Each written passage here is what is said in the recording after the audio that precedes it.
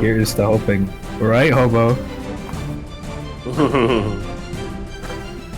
Should be fun. I have a lot of friends in this bracket, so I'm hyped. I see some DXG, some of your people. Yeah. Very excited. Let me go ahead and let my team also know the stream started.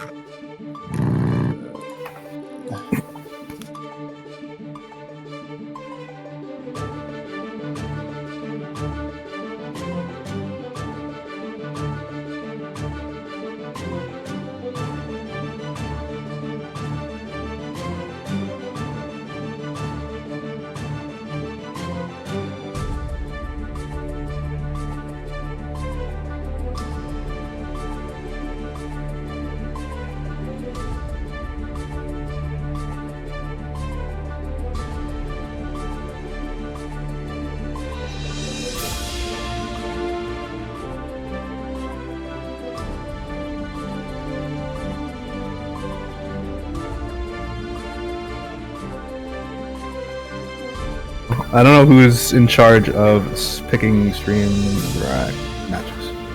I see. Well, it should be Con. It's been a minute since we con something, so I'm looking forward to it. That's what I'm saying.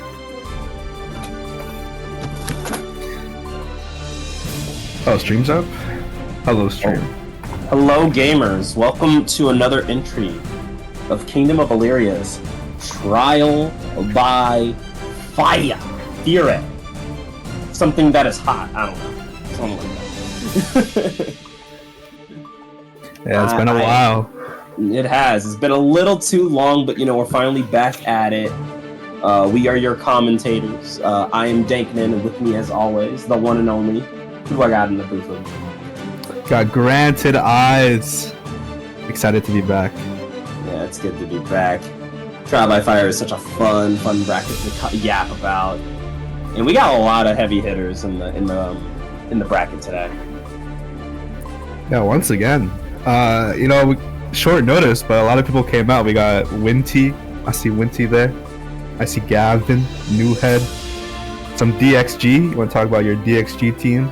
Want to glaze them a little bit? We got the one and only EnzogXY. That's very high level up and coming Bedman. Very excited to see him here, as well as DXG's Ezmarelda, who's taking on Koi's Udongin. That's gonna be Sen Biken. I've seen these two play a lot. Of course, Udon, a really good friend of DXG, as well as being a representative for Koi. So that's definitely a set I got my eye on as well. It looks like we got our first match on stream is going to be Ember versus Lagspike. Hey, I'm pretty sure that is Potemkin versus a Leonardo Whitefang, which you don't get to see that matchup a lot, so I'm down for it. You don't, and I know, as a Leo player, it can be a tough matchup this patch, because Pot is an RPS monster, and I'm sorry, I can't hear you over me getting car busted. Exactly. But it is Leo Whitefang. I don't think there's ever been a version of this game where he hasn't been top 5. So could go either way. I'm definitely excited to see it because, like you said, Leo always such a strong character. Yeah, he's eternal. Him and Nago are they're never leaving us. I hope you guys like top tiers because as it goes, the more things change, the more they stay the same. That definitely, like you said, definitely a Leo Whitefang thing to live by. Hey, what up, Calico? That's my goat right there. Calico, I think that is a MASH graphic designer, right? Yes, for MASH and UV. Let me know if I'm missing one of yours, but I know they represent MASH and UV. Love Calico, that's the homie. Shout out to our graphic designers. Never get enough credit. Never ever. Okay. Lagspike is into the room. Now we just waiting on Ember. Now, I'm very curious to see how. I would love to get a Leo player's opinion on how this matchup is, because I feel like a lot of the things you need to do to do damage to Pot, you have to get in. Yeah, you it's don't want tough. to get in on this man. It's a tough matchup now. I do play Leo. Oh yeah. And yeah, it's kind of rough. Pot has some really good pokes too. But he's still Leo. He's got like S boom to control the neutral. His guard point is not very useful, but that's okay. And you can't use H boom, obviously. I'm sure he'll live. Yeah. But it is an interesting matchup now. He used to be pretty us favored, but these days, with Pot being as he is, you never know. One mistake, it really is over for you. Really? Like, have you seen some of the routes where people will get like one buster, they got 100 meter, and you just see them dump that out on you, and you're just like, oh my god, he's got the whole world in his hands. Like, what the hell is this? Yeah, you know, Pot truly is a cretin this patch, but you know what? I think he's still excited. I'm still excited to see him. I still pop off when I see a Pot Buster. I don't care if they woke up Pot Buster. It's still fun. Look. Let's not talk about how I feel when I'm in the ring with Potemkin. When you are watching this, I will stand by this. I think Pot is top 5 most fun characters to spectate. Oh yeah, 100%. Yeah. So much fun to watch, especially when you see those routes and the fence comes out and they got the juggles. That's cinema right there. I think the people just love big numbers and grapplers, you know? Like, unfortunately, grapplers you just want to see them win. You just want to see them grab them. Anyways, we're getting into it. We finally got us some violence. It's Leo on Pot violence, as we were talking about. Let's get into it. Kill your friends guilt-free. Starting round 1, both players very patient, but they're starting on the back turn pressure. Goes for the not back turn OB. Interesting choice. Gets hit by a slide head though. Oh, nice use of the 2S, getting the knockdown. Here we go, catching the backdash with the 5P, and yeah, that's something you really want to be mindful of. Backdashing Potemkin is such a hard commitment. Oh yeah, and going for those safe jabs too, just to see what Lagspike's trying to do. Catching them being a little impatient, gonna take the wall break though. Oh, and there we go, gets the 5K, however, not finishing the combo, but still getting the hammer fall in. Hold up, trying to go to Blender City, gets the pickup, but unable to finish the combo. Unfortunate drop, but you're holding that is plus. Unfortunately drops that Pot Buster, gonna take the tap dust. Is this gonna kill? No. No, not enough. The guts are gumming and Clutch trying to go for the Buster, but yeah, quick BRC back into Fire Slash. You know the vibes. They're gonna take that first round.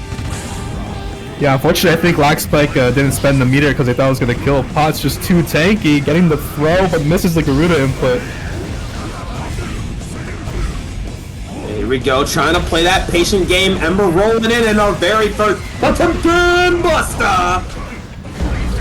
Indeed, but that DP in the middle of pressure, gonna get them out of that situation. Blocks the back turn, blocks the low. Oh my goodness, another RC Buster. Not enough to kill though, those guts working overtime. Going with the flash kick, what's the plan here, Lagspike? Well, is a tanky boy. Gonna go off, gonna get the back turn pressure started, doesn't block. Gets hit again. Into the meaty, but the burst just in time, gonna take him out. Ember with one more shot to get back in it. Oh my god, PRC, and yep, into the loving hands of Ember. She's gonna take that round, bringing it to our first round 3. Yeah, Lagspike on a full bar of burst, but Pot is a tanky boy. He can get it really easily. Counter it. Tap dust incident. Here we go. Gets the wall stick into the slam down to get some positive bonus here. You're gonna be rolling in the meter in just a second. Right, but Pot's not gonna die yet, and he has a 50% meter to do one chance at a robbery. Gonna go for the super. Oh, that's enough to kill. Jesus! Wait a minute. That seems a bit much. Was there risk on that route? I definitely think there was risk. Yeah, Leo does a lot of damage this patch. Not gonna lie. You're not gonna sugarcoat it. Yeah, the risk definitely doing its work and securing Lagspike that first game. However, Ember was not too far behind, so you definitely got your work cut out on this set. Yeah, we did see a good amount of busters. I think good news for future matches to come.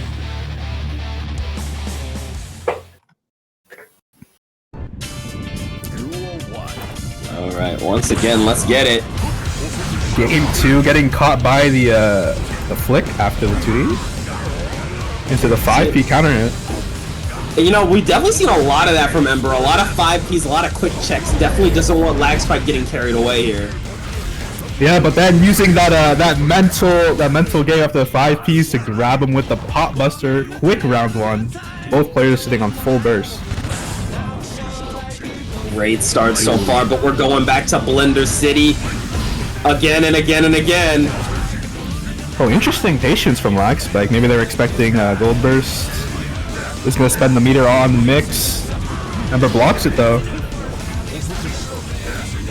Whoa. Okay, gonna burst there. Gets the 6H. No Plink confirm, however.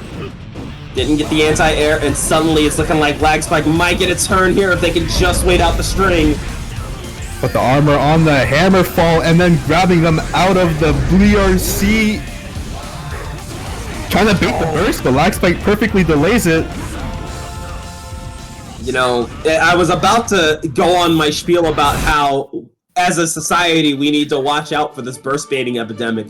But in that situation, it really did work out for Ember. The patience there, taking all the resources, and leaving Lagspike with just nothing at the end there. Yeah, precisely. And then Lagspike, unfortunately, staggered a little too much. Got hit by the throw on pressure. Happens to the best of us. Ooh, we're tying it up here. It's anyone's game. And game number 3, kill your friends guilt-free. Ember with a quick game too.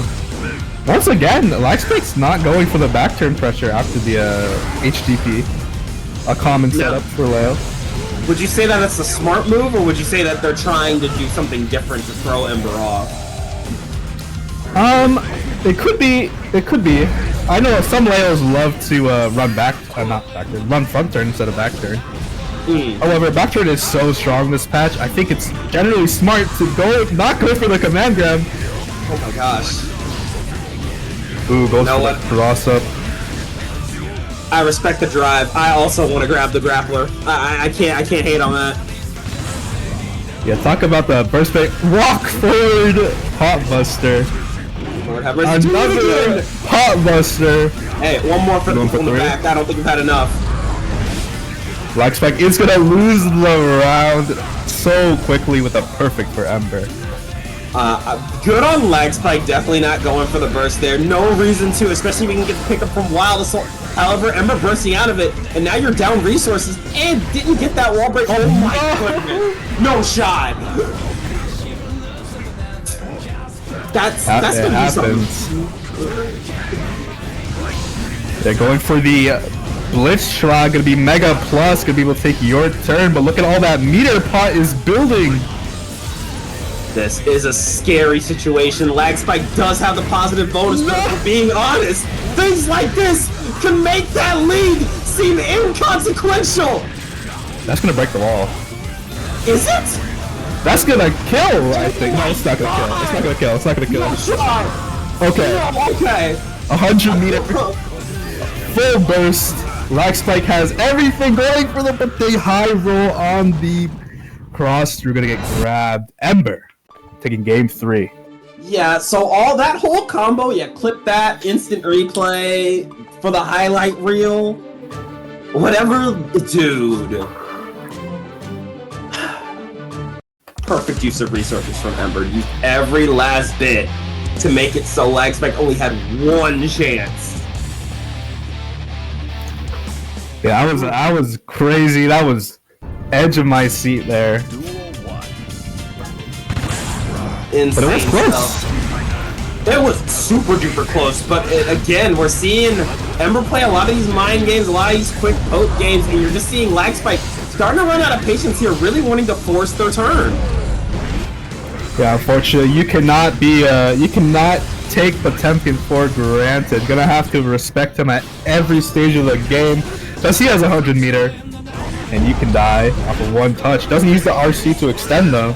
Ooh, these flash kicks on Wake Up be making me paranoid. I can't even lie.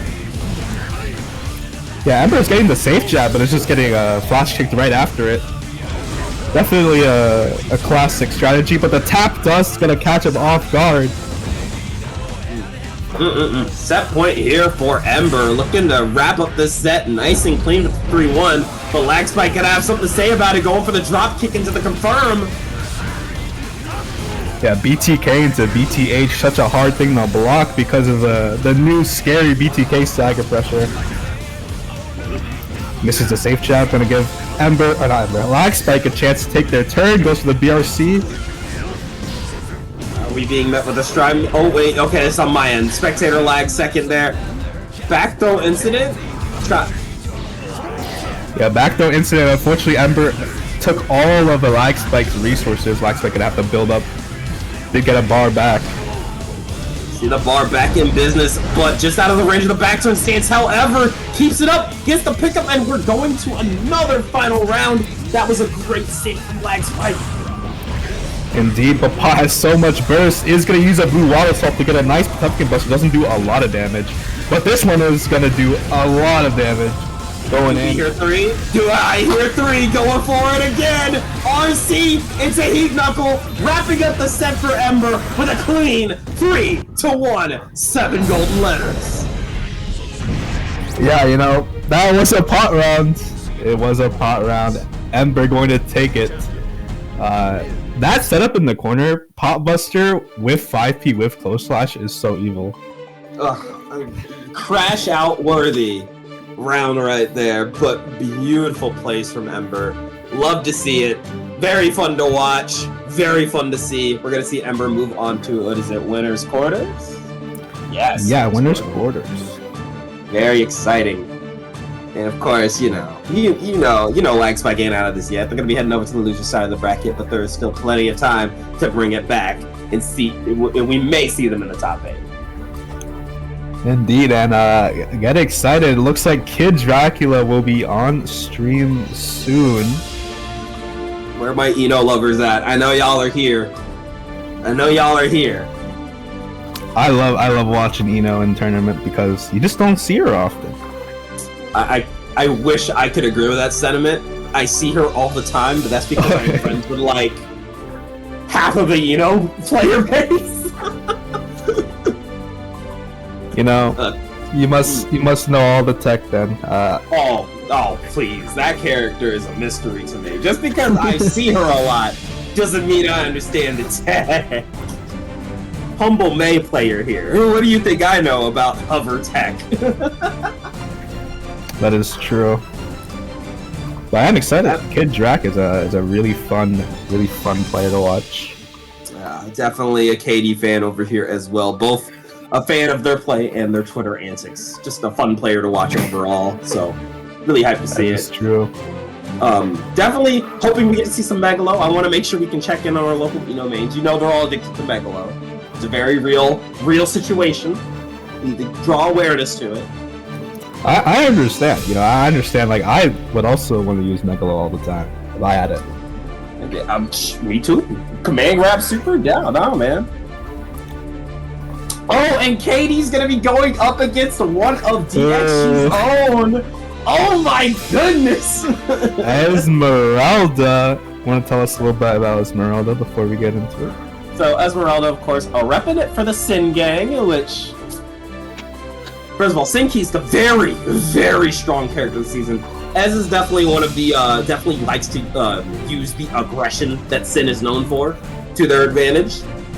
And I think that will definitely benefit them quite a bit. But it really also depends on how much of the matchup KD knows. And frankly, I don't think I've seen KD fight a lot of Sin. So I'm very curious to see if we're going to have matchup knowledge here, or if we're going to see steamroll, because that's what Ez's specialty is. Ez is so good at playing the steamroll. What I know about Sin is he does win against I've heard on the grapevine. But matchups don't mean much. It's all about the players. Absolutely. It really just depends on who has the vibe.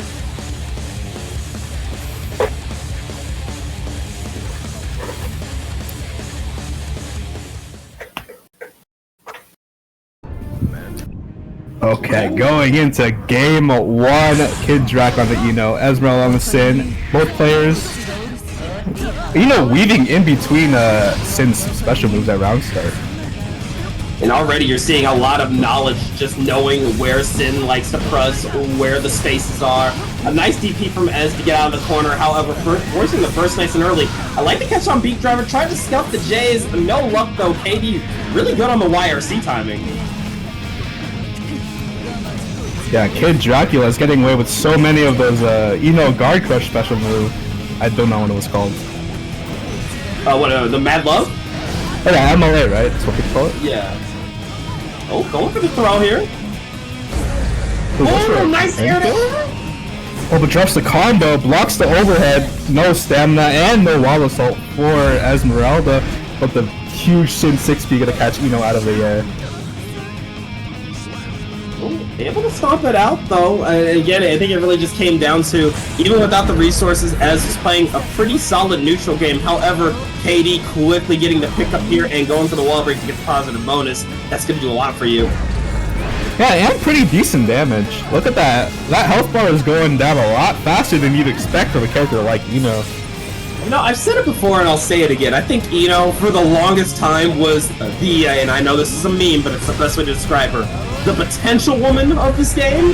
As we've seen patch after patch, we've seen her get stronger, we saw her damage output get better, we saw her conversion get better, and now we're fully seeing, even though, again, I wouldn't consider her like top tier or anything, I think she's really living up to her potential now, and she's a much stronger character, and oh, that side switch is tragic. Indeed, goes for a rising air normal, gonna drop the combo, but is gonna be able to pick it up off of a stray hit.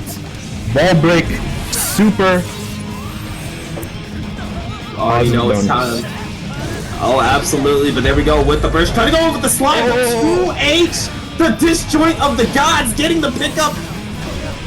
Nice DP. Oh, but the DP goes for the wake up super. Ezmarelda caught out. KidDrac taking game 1. That was a really scrappy game 1. Like, typically when you see game 1s like that, you see a lot more of a very, dominant win. But no, that was still really scrappy, really close. Ez didn't get the game, but you could definitely see them learning a lot from where KD likes to fuss. Yeah, you can definitely see the aggression you're talking about. Ezmarelda is definitely gas pedaling. And I think that's what's causing a lot of the scrappiness, Absolutely. The best way, and I wish I had said this earlier, the best way to describe fighting Ezmarelda is like getting on a roller coaster and then someone turning it to ×2 speed.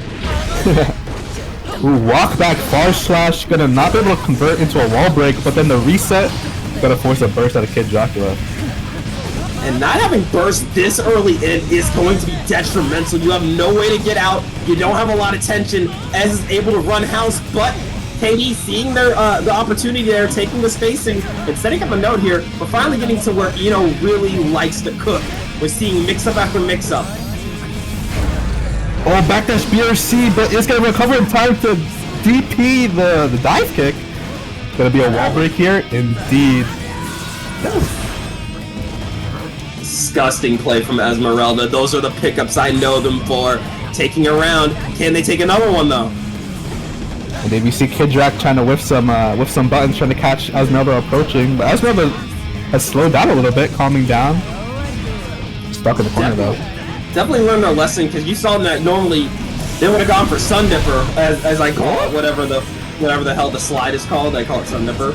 You saw that last time we saw it get checked by 2H, and this time Ez didn't slide right in for it. So they definitely are learning.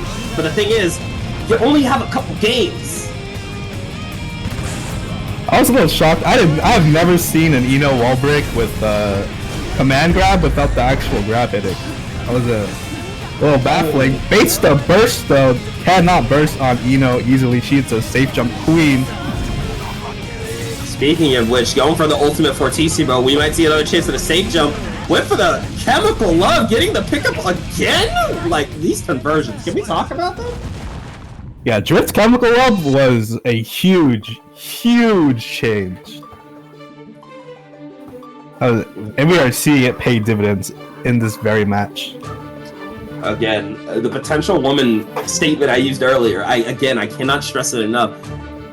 Ino's through line, if you look at every season, is very similar to Anji, where, you know, they get a few changes, like 2 step forward, 1 step back, 2 step forward, 1 step back, and now we're finally here, where these characters actually have a lot of really good strengths, albeit not being the end-all be-all characters. So. And even KidDracula, I think, is a day one player, if I'm not mistaken. So I think they've stuck with her, and they're getting what they deserve. Absolutely, there's definitely something to be said about this game for rewarding character commitment. Oh my goodness! Starting with the 6P here, tried to go in for the 6H, but that was an excellent IBFP from KD. Yeah, definitely some good matchup knowledge there. Unfortunately, I think KD has not respected the 6K plus frames.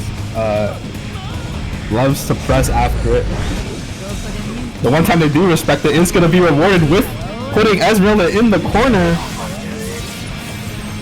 There we go, hard knockdown, positive bonus off of the Fortissimo. I'm not holding that though, goes to the DP. Red RC, are we going to see a burst? No, that might have been a tad greedy. Indeed, goes under the beak driver, but blocks. Uses Wild Assault to confirm the kill. Set point here for KD. We're very close here. Goes for the 6P again. Definitely a greedy play to use the same option twice. Well, working out though with the overhead. However, gonna go for the full throw this time.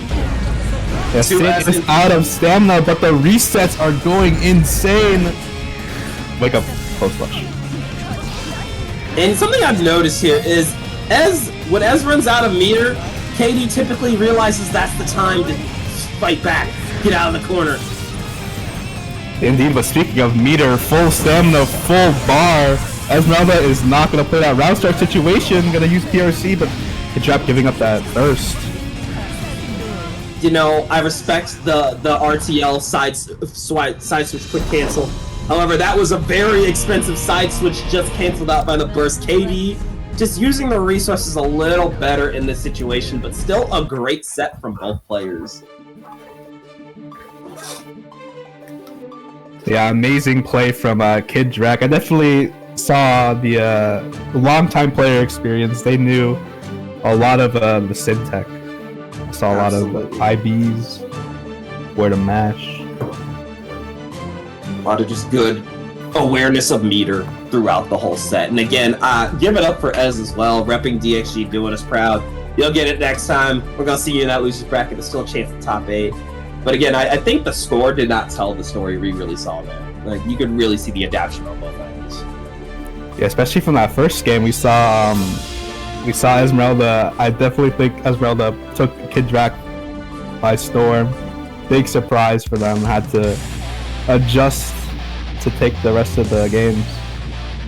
Okay, so what am I seeing right here? Why is Kribby on Jonathan? That's upsetting. Kribby, new heads Gavin, also Kribby. I know he loves playing a bunch of characters. He sure does, yeah. Now, normally we're used to seeing the gold Lewis from Kribby. We've seen either the little Chaos era, we've seen Elfelt, but this time deciding to go with the Johnny. Definitely a little disturbed at the decision, but definitely liking what I'm seeing here. Going up against Ashiprogamer. Unfortunately, it is Johnny Faust. So, Kribby is at a disadvantage, but Jonathan is an amazing character right now. And we are seeing his strengths play out. Let's go for the mix, but blocked by Kribby. Oh, nice JP in. Horns coming out, goes for the 6-8. Gotta get the Legion to turn on you. You didn't pay them this week. Wow. Kribby went up and misfiner. Gonna get back thrown. Gonna catch the backdash with the command grab. This is looking really bad suddenly. Goes for the burst. Full meter to work with here and gets the back hit. Syringe gonna do the trade. However, you just did not have the help to keep fighting. Indeed. Kribby did win the round, but Ashy did successfully catch their burst. So he's gonna have to build it back up. Jonathan a little tanky. Absolutely. Oh, nice jump back, gets the 2S and caught them with the close slash. Beautiful pickup, however, missing the low misfire. And then air dash JP, not gonna wall break, just hit one more hit for the Oki. Ooh, nice Ooh, 5K. what a punish. Gets the pickup with the mix once again. Got them in the corner here. Trying to go for a little shimmy neutron action. Back and forth, playing it with the 5P game here. Trying to go for the command grab, but no luck. Yeah, Ashy is respecting that 100 meter that Kirby has. That super RC is definitely a scary option. Catches the vault with the 5K. Went for the 6K, trying to kick the heavens here, but no luck. Trying to get a nice counter hit here, but Ashi is playing real slippery. Yeah, Jonathan is having a hard time catching up, but 150-50, and you might just be dead. Oh, you want to see a card trick type beat taking the first game here for Gavin. A little shocked that kill, but then I keep remembering that Faust is made of glass. Yeah, those skinny limbs are not just for show. He is a twig. He will break. just hear a little Minecraft break sound when they get hit. He walks around and he sounds like a Minecraft skeleton. Okay, get started with the 2B here. We're definitely playing a little more pussies than last time. Here we go, going for a little haircuts. We both rocking the same do. Only one of us can have it. Who wore it better? Trying to throw it down. Guard crush. Look at all that guard crush. Look at all that damage Kirby took. I didn't even think he got hit that much. I don't think Kirby got hit at all, to be honest, but maybe I'm capping here. Oh, but speaking of damage, gonna hold the card. Oki, Kirby working with meter, Johnny's specialty. But a reset. Oh, J2K getting the pickup here, a little mix. Once again, on the ground, close slash, going for a full thrust.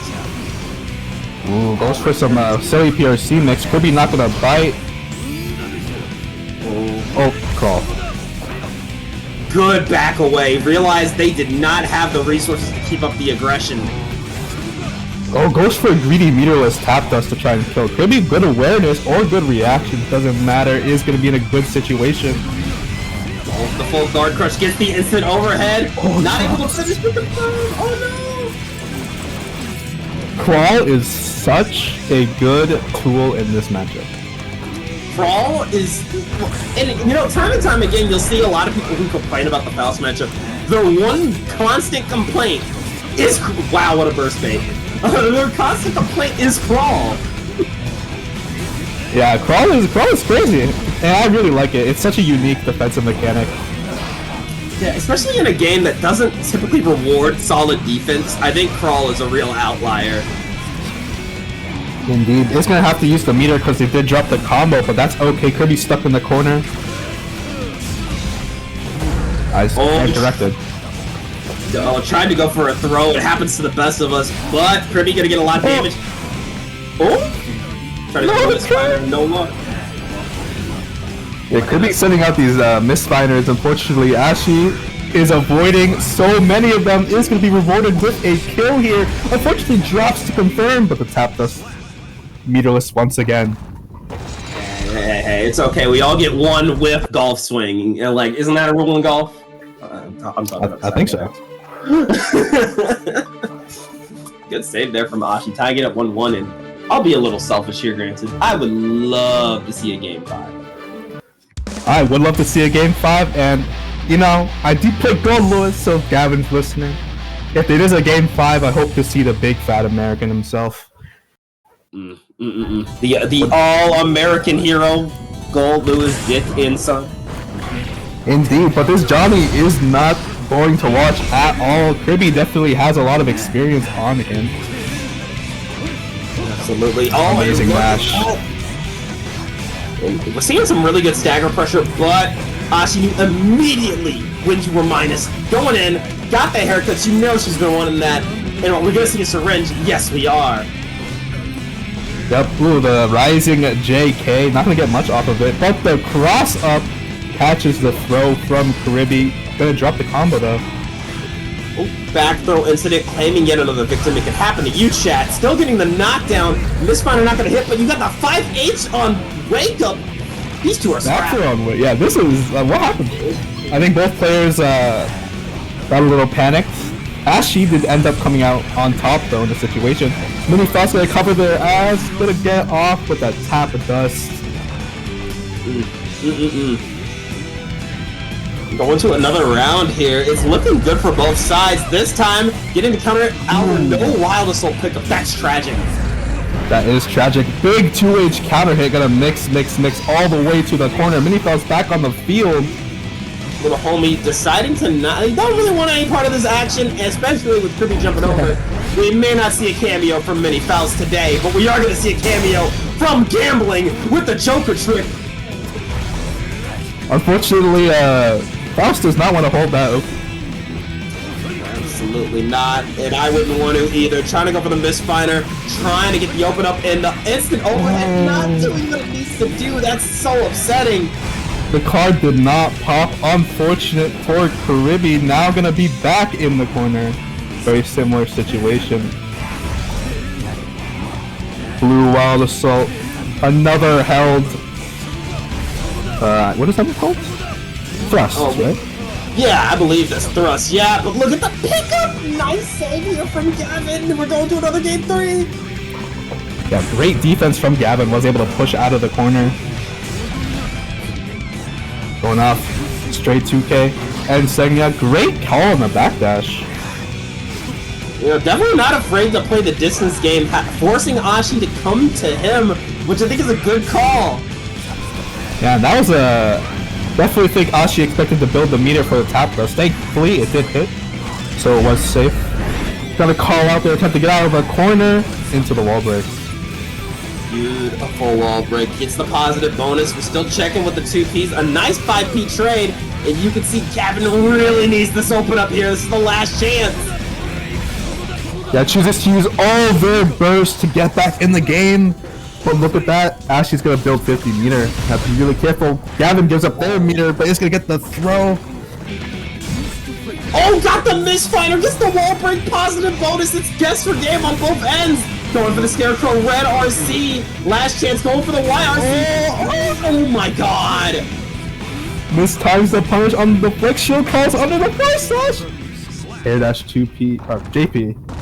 Ashley going up 2-1. Very, very scary. Very, very close. That was so scrappy. And honestly, it really could have gone either way. You saw the whiff, the flex shield, and you assumed that's it for Gavin. But it looked like Gavin kind of hesitated on how exactly they wanted to punish on that, and just gave Ashi the time they needed to recover and take the game. Yeah, we're also seeing Gavin is sticking to their guns, gonna stick to the Johnny. Yeah, and you know what? Honestly, when you're playing at this level, normally I'd say switch to your main, but the Johnny has been putting in work. Yeah, and I can definitely respect, I know Gavin really loves just learning new characters. Sometimes not about winning, it's about seeing what you can do. Unfortunately, Gavin is getting Fausted in the corner, command grab, another guard crush held with the weight. Tap and dust. Oh, goes, oh no, I thought that side switched for a second, but you know, you still got the back throw instant, you got the pickup here. Both players giving up their bursts. It's got a 6K, Ashy right back into the corner, instantly wall breaking with the card trick. Knockdown positive bonus. Once again, we're gambling out here. Yeah, good IBFD from Ashy, gonna be able to take it with a J2K into the corner, but a nice 6P. Base the YRC, and that it should be around for New Head Zone, but drops the 6H, saves it with the fall. Let's pretend that hit. Let's just pretend. Definitely going in. Look at that 5H round start. Gavin gonna avoid it, but unfortunately, once again, Crawl just going under all of Johnny's normals. Definitely see Gavin does not want to approach. Going for a lot of 5H whip punish game here. However, Ashi gonna take advantage of the lack of willingness to approach, and this is gonna do serious damage. What is happening? What is happening? No. What was that burst? We need to have a sit-down conversation. Ashi went for like a crazy setup, and I don't even know what just happened. Yeah, I'm a little baffled. Ashley's trying to check his J's. Is gonna get another tap dust though. Definitely a bit of a hard gamble that last round, especially with the gold burst. Not a lot of burst for either player now. It feels like we're playing a lot of solid nooch dashing through the mini Faust setup. Yeah, I think Gavin got a little tired of the crawl. Said no more of this. Talk to me. Indeed, it's gonna get their turn because of the mix. So much meter on Gavin's end, but it's gonna catch the 2S with the bomb bag command grab. This is looking really bad now for Gavin. You have so much meter, but you have to hold the mix. Yeah, it really comes down to, yeah, you have the resources needed to win, but will you get a chance to use them? And this time, baiting out to the flex shield. Let's see that damage, brother. Say my name, Jermaine. Gonna get that hard knockdown. Positive bonus. Indeed, but it was not a close flash starter, so the scaling's gonna be a little worse. Going off, look at all that meter Ashy has. Gavin does have a full bar burst. That's a lot of wild assaults. Gonna get that YRC counter hit 2H. Mini Faust on the field. This is suddenly very close and very scary. Oh, all the blocks with the gambled too hard! And the haircut gonna seal the deal. Ashi qualifying for top 8. Such a close match, and respect to Gavin for sticking it through and bringing it so close on the Johnny. Whew.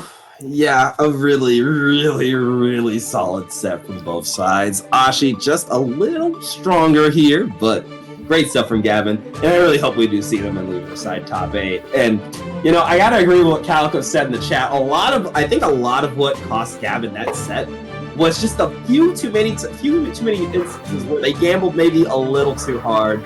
But I mean, what you gotta do? You're Johnny. That's your whole thing, right? Yeah, I think the Johnny influence got to his mind. I love gambling as much as the next person. I can't blame him. By the way, just for those of y'all who are only watching the stream, Gavin has been playing Johnny for 3 days. Yeah, Gavin's a crazy player. He's playing so much. I saw him play Chaos. And back when I knew him, I know he tried to pick up Leo, he tried to pick up Asuka. He definitely loves playing a bunch of characters. I think I've seen them play at least everyone once. They play, and they've hit me up saying, "Yeah, I'm trying out this character. You play this character. You play this character. You play." You know, it's constantly like I'm always so impressed because for most people, me included, it would take at least a good week to even understand the nuances of a different character. But Gavin is just so good at picking these characters up with so little time. So yeah, that's the sign of a good player for sure. Very good showing. Oh, do we have any more games before we get into top 8? That is my I don't think so. We are currently waiting on losers for top 8. It's a bit away. For those of y'all who haven't been taking a look at the bracket, our top 8 on the winner's side so far is Ember, Ashiprogamer, DXG's EnzogXY, KidDracula, and on loser's side, we have Gavin and Udon looking to fight it out, Unbiased and NanNan trying to fight it out, Ezmarelda versus DrDoom, and Winty Guitar versus whoever takes the losers round 2 of that round. I mean, again, pretty damn good all-star lineup.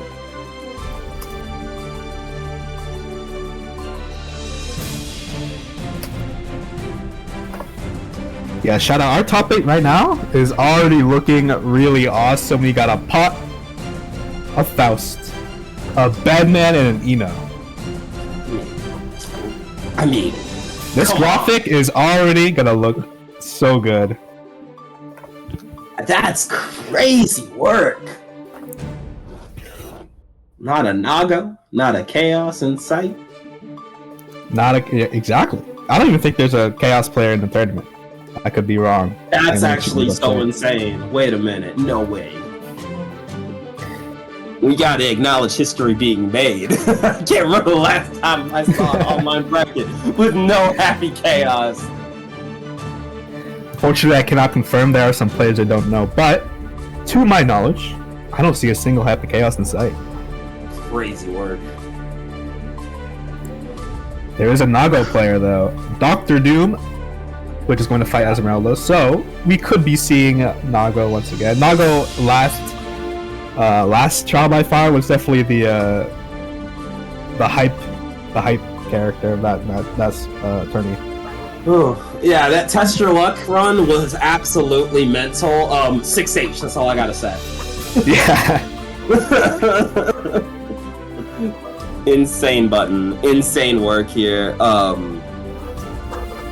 Very curious, like, you know, looking back at it, like, I just want to talk about Arc World 2 real quick.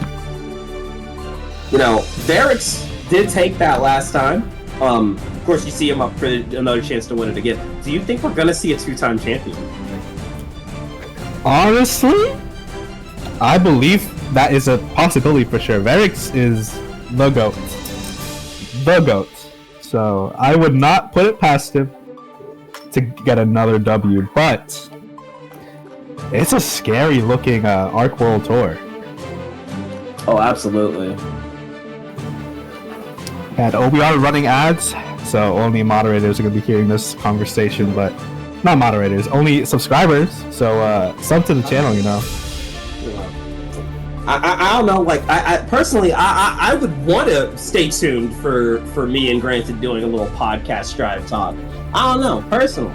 I have a lot to say. I think, like, the Arc World Tour lineup, like, if we ignore the 4 Chaoses, which I did say that when I was talking about it, ignore the 4 Chaoses, it's a really cool lineup. It's a really cool lineup. Yeah, I'd agree.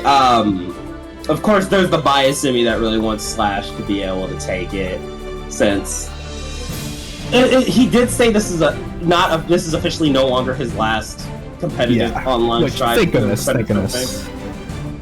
However, Slash. Me too. I think he's doing a lot for the May community, as well as players like Insert and Seven and Monument. But, like, if you're talking the highest of top levels, there's really only one May player to talk about, and it's Slash. I hope that doesn't always stay that way, but as it stands right now, he's pretty much all we got. So it's really exciting to know that he is not heading out at least into 2 KO drops. Yeah, I don't know if this is gonna be an unpopular opinion. I think Slash is gonna be such a win for the people if he wins. I think that's that's a crazy win. Slash deserves it, definitely. Been there for a while. Another player I think would be a really I'm kind of rooting for Zondo, for obvious reasons. I think Zondo is going to be leaving after this Arc World Tour, so to leave on a win would be amazing for him. I definitely wouldn't mind seeing a Zondo win at all. I really am loving this chip arc for him. Unfortunately, like you said, he's probably going to be heading out. But, you know, this game is starting to enter that point in its life where a lot of the founding players, or a lot of the players we've been following for years, are like, all right, I'm ready to move on. The new games are dropping. I'm kind of ready to try out a new toy.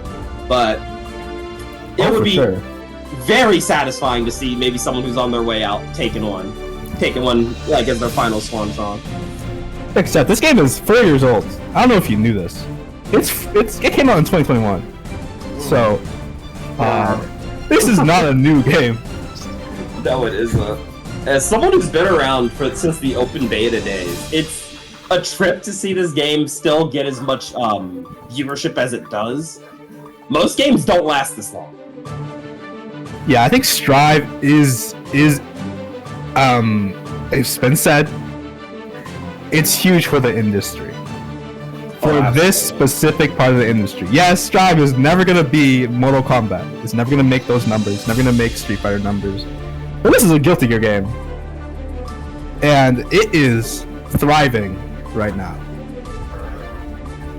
Yeah, I don't think I've ever seen Arc System Works game. Let's be frank. An Arc System Works made game do this well overseas. That is next level.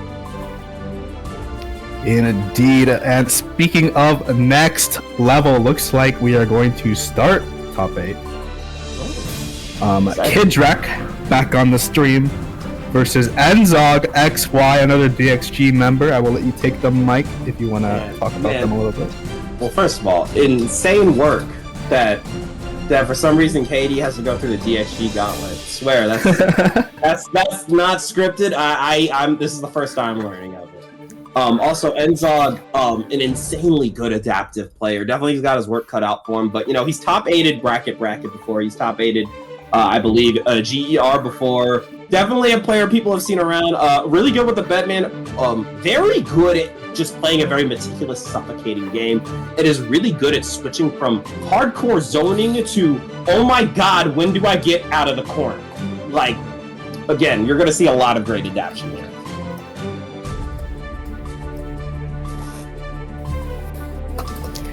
I'm excited. I can't say anything about this matchup, and I don't think many people can. You are seeing Bedman and Eno on the screen. Characters where I don't think anyone knows anything about. I mean, I would love to give more of a take, but like, because I have friends who play both of these characters. But like, obviously, it's just one of these matches you don't get to see too often. Now I've heard from Enzog saying that they don't typically like the Eno matchup. However, when I see it get played, I think Enzog has a pretty good idea of what he needs to do. However, KD is one of the best to do it. So I think it's really going to come down to how well does KD know the matchup. Yeah, but I think if there is a character where you can rely on your opponent maybe not knowing the matchup, it's Bedman. Oh, for sure. For sure. Who loves Bedman? Nobody. But we shall see going into this match. Game 1. Alright, let's see a little violence here. We rocking with the find your one way, kill your friends guilt-free. Let's get it started. Seeing the JD dodging the chemical love. Both players are playing that air game as they are aerial characters. The 6B to call out the MLA. Let me tell you something. If you're thinking you're going to be able to get straight MLAs, you might want to think again. Enzog is so good at 6P checks. It's ridiculous. Yeah, but KidDracula definitely checking their own 6P check with the delay with the dive kick, IBing the projectile. Well, and getting a little too comfortable with the 6Ps. However, we got the back throw incident, going in for some guard crush, got a little chip damage. Wrist gauge definitely racking up a bit, able to avoid the bed head, but I like the trade there from Enzog. Yeah, that trade is good, keeping Eno in the corner of the JS, punishing the whiff. 6P gonna get the kill. First round going to Enzog. That's my goat right there. Look, I have to be biased, okay? Legally required. I understand. You know what? No, there's no shame in wanting to root for your own team. And they are doing amazing. KidDracula in the corner. Oh, not the bedhead. Burst is back in business, but do you really want to use it right now? Ooh, KidDracula able to slip out of the corner and then puts Enzog back in it. Counter hit. That's a wall break right there. Going for the super. That's a lot of damage. Going for that positive bonus. Hard knockdown. Oh, tried to go for the backdash, but KD ready for it. Burst is back on the table. However, there's something to be said for, you know, take the throw. I think for Strive at least, take the round is a real ass tack. Take the round. It is. Definitely don't want a hero burst. It's so dangerous. Good 60 from KidDracula. Definitely adjusting to the JDs. Yeah, runs onto the chemical love. Both players are back in a neutral situation. Does get the punish on the stroke. Is that a wall break? No. For the explosion, fake Beyblade gets the throw lift, pick up EnzogXY! Going for the wall break, positive bonus, excellent play! They're going for the BRC though, jails them back into the ground. Gonna have to hold that mix. Guess is right though. It's the punish.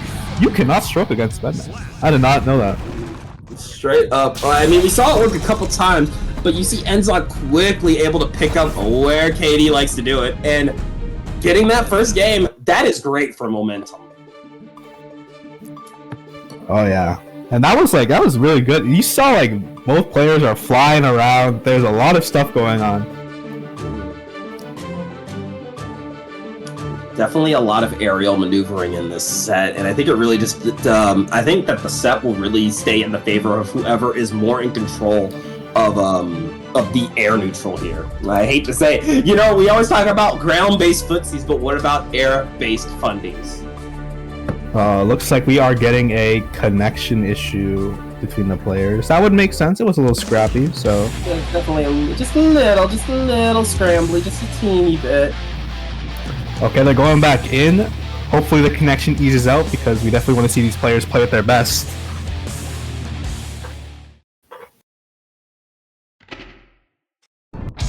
Yeah, you know, with the game we play, you know, we've all talked about it. We all are aware that Venom got delayed because of it. When it comes to online competitive Strive, this is just something you're gonna have to deal with.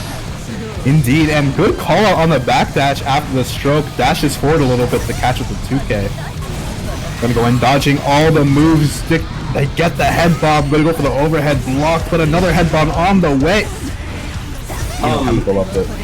That was a beautiful chemical love right there. That really just goes to show you. I don't know how well KD knows the match. Clearly they know a little something that we're using projectiles to counter the bedhead like that. Indeed, and then KidDracula gonna call out Enzog punishing that stroke with the PRC counter hit. Unfortunately, not gonna be able to hold Enzog down to 6P. And there's the burst. Not super heroic, but you might have to still put the cape on if Enzog can clutch it. Yeah, gotta have to be careful. Enzog does have 50 meter on deck. Is gonna spend it on that counter hit 6P. Is this gonna be enough to kill? I think it is. Oh my god, on the ground hit. Yeah, alright, KD, we gotta get you the cape. I'm sorry, fam. Indeed. I don't make the rules. JD backing off, gets the anti-air close slash, is going to be blocked with punish on the dive kick. Something I definitely want to comment on is Enzog's just willingness to abate in a lot of these situations where I think a lot of players, oh my god, that confirmed. A lot of players would be scared to mash on a lot of these instances, but Enzog typically is aware when KD's turn is over and is typically ready with the Abare 2P. Yeah, speaking of which, we just saw it and then called out the not blocking overhead, I assume. I don't know if Kid pressed, but that is game 2 for Enzog, as long as the connection wasn't too bad. Yeah, I think we are going to go to a connection test, unfortunately. Although I'm watching it real time. No, we are going to play through it. You know what? Gotta give respect to KD on this. Like, sometimes instead of just getting really frustrated, either you have to make that decision of, hey, do I want to take the connection test? Hey, do I want to just fight it through? Like, and it seems like our players are being pretty damn honorable about it too. You know, I'm not seeing a lot of argument, which is nice. Yeah, Enzog is definitely offering to do the connection test. And it is up to them. I think KD, being such a day one player, probably just used to this by now. It's like another Tuesday for them. Again, you gotta, like, it comes to a point of sometimes you have to really decide, like, hey, do I really want to force that connection test? Like, if I'm fighting 160 MS plus, then maybe it's time for connection test. But if you're not, and maybe you're just seeing a little bit of lag spikes here and there, okay, do I just play through it? Do I really make it? These are the types of things you have to think about when you're playing this game online. Looks like KD is going to forego it. Respect to them, they are double bracketing, so spending some time waiting in losers isn't the worst for them. Yeah, oh, in that situation, it absolutely makes sense. You know, just hang back, say, all right, you know what, it is what it is. I had another bracket anyway. Going in, look at all those overheads. Is going to give up the burst, doesn't want to get wall broken, but looks like it's going to happen anyways. Another overhead counter hit. And, you know, this set definitely has been in Enzog's favor here, but we're definitely seeing a lock-in from KD, not letting the connection get to them, instead just picking it up and playing at a faster pace, avoiding the Megalo. Perfect, the backdash on the Megalo. What a call out, calls out the throw too. Oh my god, with the back, the fake out side switch JH. Devious work, however the chemical love will save it. Yeah, Chemical Love keeping Bedman out of the air. Can't get greedy with the air moment, but look at that. Counter hit Waddle Salt going to lead into the bedhead Oki. The Drac locked in the corner, not a lot to work with. But Eno is so slippery, able to get out. Oh, nice poke. Going in. Go under the chemical love, but the 6B. Yeah, there's a lot of things happening. A lot of very scrappy. Good defense here once again from Enzog, but this time getting the fake out with the empty low, getting the pickup into chemical love wall break, positive bonus here for KD. Who goes for a wall assault again. This time does not block the overhead. Getting hit by Bedman 6H, definitely something you don't see very often. Goes for the low, but the backdash. Enzog is definitely representing a lot of backdash on defense. 6P, catch out of the air, not gonna give up the burst. Set point for Enzog. Good on KD, you know, no reason to hero burst in this scenario. Like I said, take the round. Indeed, crazy mash. Abare, sorry, crazy Abare with the counter hit cross slash. I know the gearheads love Abare. It sounds classy and dignified. Good throw tech from KidDracula though. They are not a low health, but they can take it back. Good block, but can't block it all. You know, we're seeing mix after mix, catching the backdash here, gets the pickup with the low, and can we talk about KD's conversion ability? Because it is filthy going for that hard knockdown positive bonus. It is, but unfortunately they're gonna have to hold that because that is 100-meter gone. Using the defense is gonna caught mashing. Isn't enough to kill because it is Bedman. But the explosion should catch it. The chip damage out. A big 3-0 win for DXG's own. Moving on to winners finals. Indeed, KidDracula gonna have to sit in losers for a bit. Hopefully their brackets even out, so we're not gonna have too many issues going forward. He is helping, and of course, good round still from KD. Always great to see that, you know, in action, and I look forward to seeing you a bit later. That is okay though. We are gonna have our full top 8. We have Biken. We have 2 Bikens. A Naga. Wait, 2 Bikens? Yeah, Koi's own Udongan and Winty Guitar. Hey, that's pretty exciting. Actually, if you lay it out, our top 8 consists of Potemkin, Faust, Bedman, Eno, Geo, 2 Vikings, and a Nago. Crazy world we're living in right now. Yeah, not an HC in sight. I think this character might have fallen off. Oh, careful. Hey, yo, careful. Yeah, no Johnny. No Gold Lewis, no Chaos, no Ram. The usual suspects are not here. Yeah, this is not TNS, right? We're seeing the whole roster tonight. Loving it.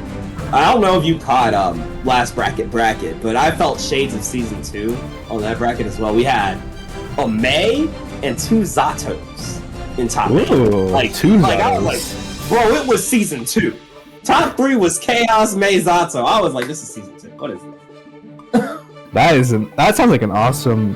Who writes the May? Who's the May? Oh, it was Insert. Insert. You know they make waves. Koi's own Insert nowadays. I don't know if you guys knew. Insert's now part of the family.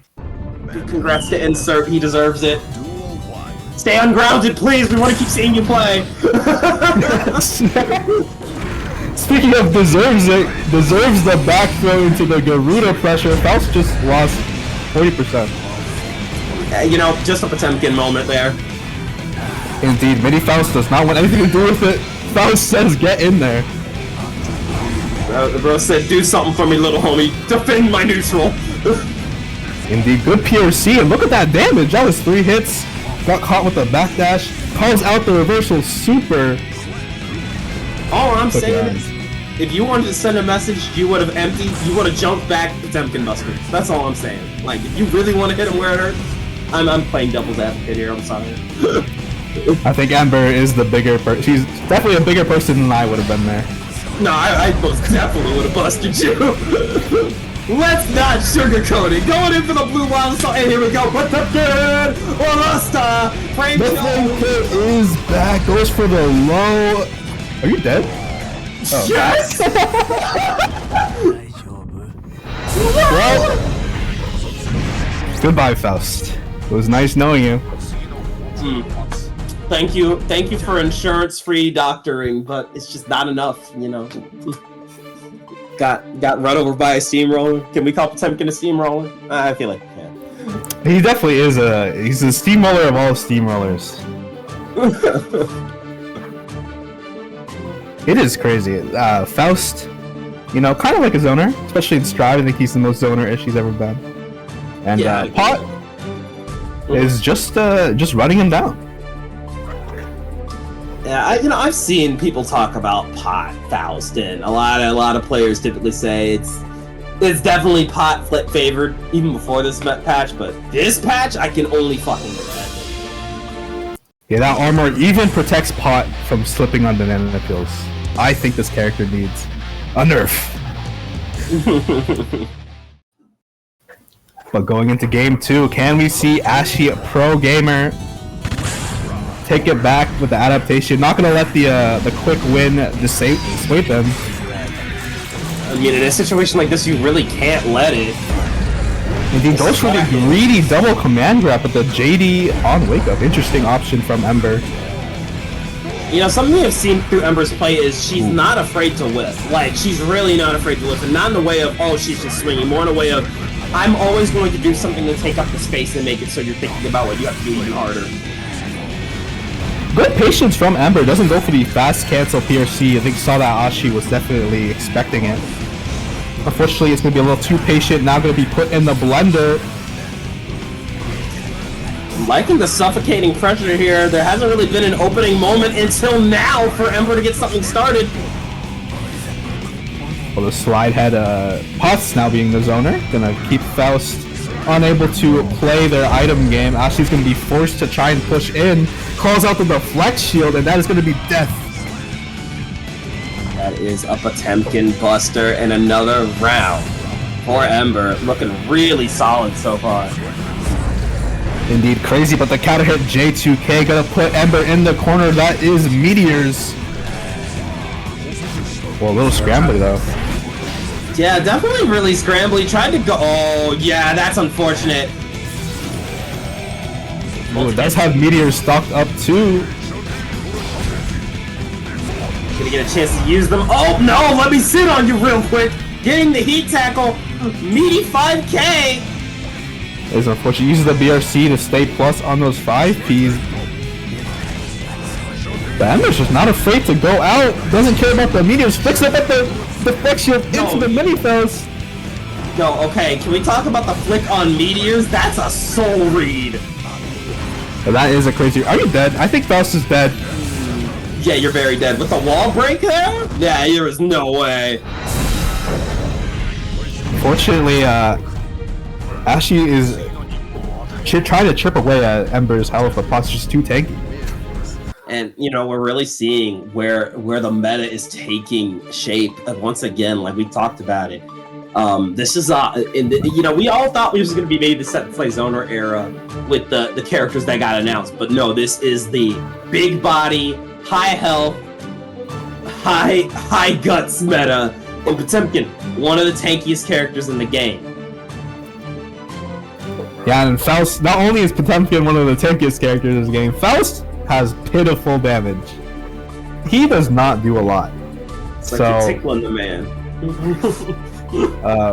Faust is prescribing Potemkin a lot of meter, and it's just not going well. Ashi is going to switch to Johnny though. Wait. She said Faust Pop was a 1-9 match. There's no such thing as a 1-9 matchup in this video game. Holy! I can definitely respect though the switch. Johnny, a much stronger character. Going at the round start 2D, going to counter hit the hammerfall. Get the knockdown here, trying to set up the card, getting the pickup, but there's the burst. Now we are even seeing even a very, I think, bare bones Johnny experience is going a lot better than the Faust matchup.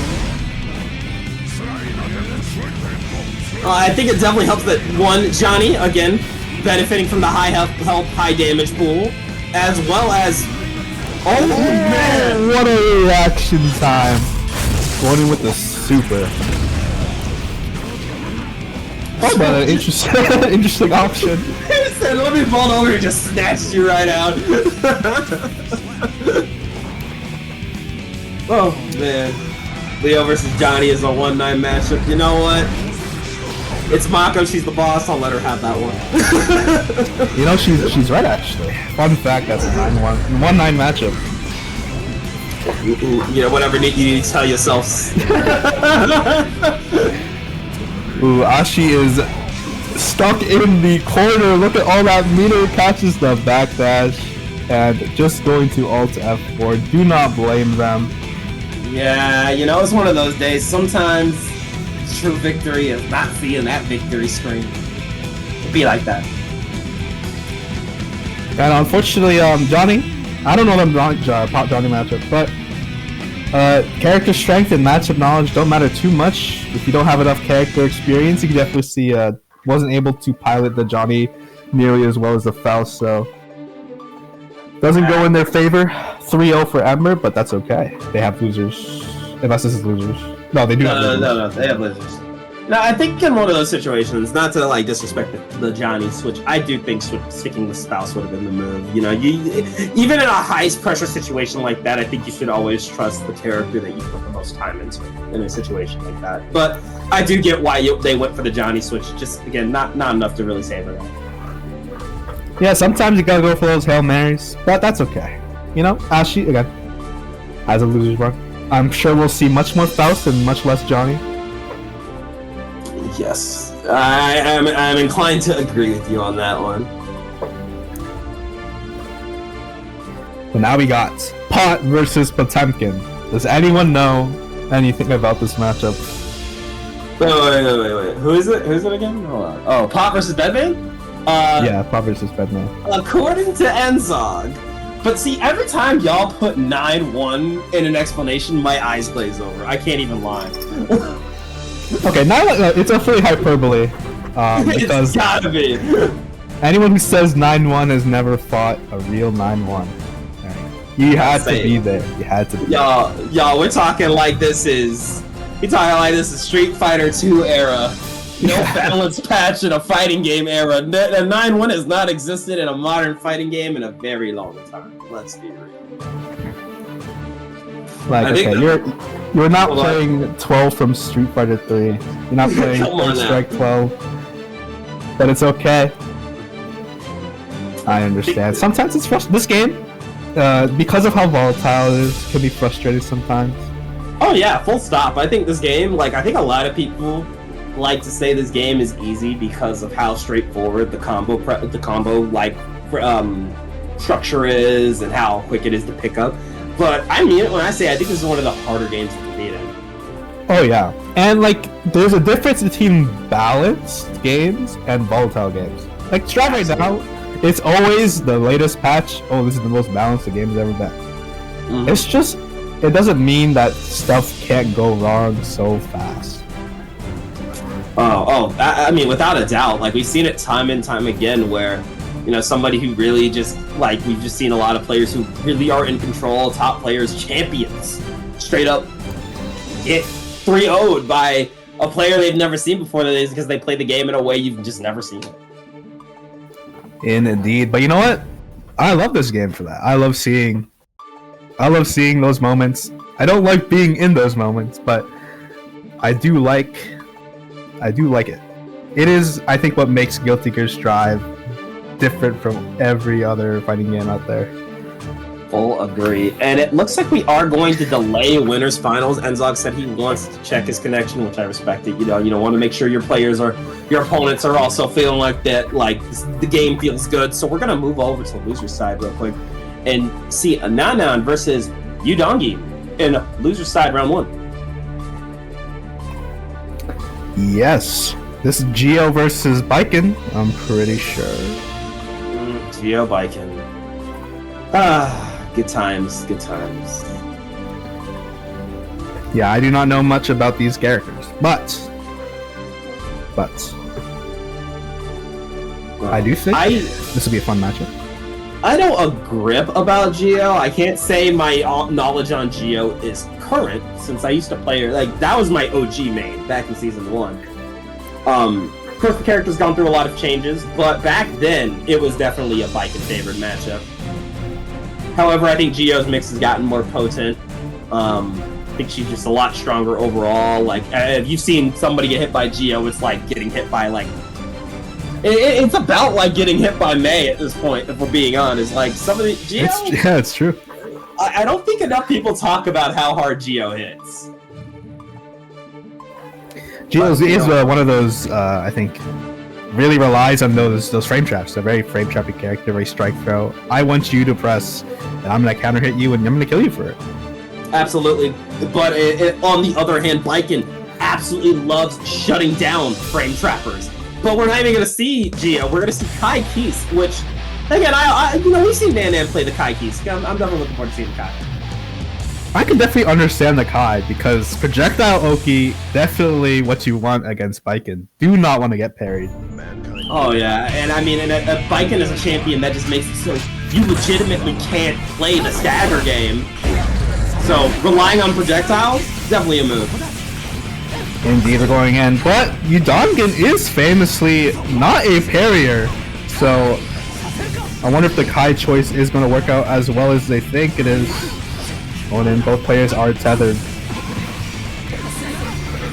There we go, nice side switch there with the Kabari. Not able to get the full pickup or wall stick, however, forcing NanNan into the corner. This is a great, oh my god, that confirmed. Well, that looked really awkward. I did not expect that to pick up like that. Ooh, the vacuum on the reverse. Uzansen blocks the Uzansen part 2. Nice, gets the forward slash. Not enough to kill though. Gonna get the knockdown charge. Stun edge. A nice little backdash into the 4-frame 5P to get the round for Udongan. Yeah, going into round 2. Both players not at full burst, but it's close. Udongan gonna use their meter to go for the blue wall assault though. Gets the Oki. Oh, interesting. What? Okay. Let me know if you got hit, chat. I know I did. Yeah, I was definitely matching there. That was a really good fake out. The Danny classic. Oh no! Trying to go for the throw. DP! Oh no! That's a dead Kai! Yeah, just a little too far. Kai does not have the biggest DP, unfortunately. Going to outspace. 746 big ones on your goat, Nan. That's all you have. You know what? You gotta appreciate the bet, though, still. You gotta pull up for the homies, you know? 746, enough for 2 cartons of eggs. Where? Money. Where? Where are you shopping? Please inform me.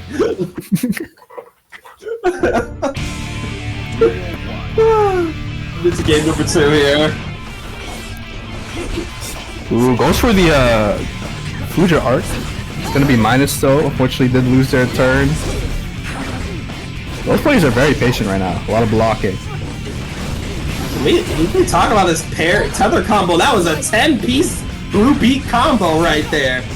So gonna get the DP. Going for a little throw. We're gonna see a charge stun edge. Yes, we are trying to get that open up here. And there it is. Ooh, top dust. Going for the meter. Into the wall break. Does have shock state. Does have to be careful though. Has to go for the throw. And there we go. Far slash shutting down Fuja Arc. Bro, Fuja Arc is ass now. Why would you even cross it? Oh my god. I'm sorry. Realization right there. I'm just watching. I'm like, bro, that button sucks. Yeah, Fuja Arc getting nerfed. It was definitely an interesting change. I don't really know why they did it. Well, you never know with Arxis. Whatever they're cooking, I have faith in them.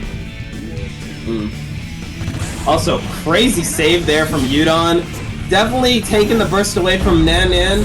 That's gonna be a tough comeback, but you know, I've seen crazier. Indeed, and hopefully, you know, if it doesn't work out, we maybe get to see the Geo. I don't know if the Geo will be better. I would love to see the Geo. I'm a Geo fan through and through. You know what? I agree. But we shall see. NanNan is not out of it yet. We did see the guard cancel. I rarely ever see that move work out. Go for the charge, set it 6 feet from downtown! Doesn't hitboxes. Future Arc did a wall break at the very tip. Ooh. Oh, drops to confirm. Well, NanNan actually has a chance to get back in the game here.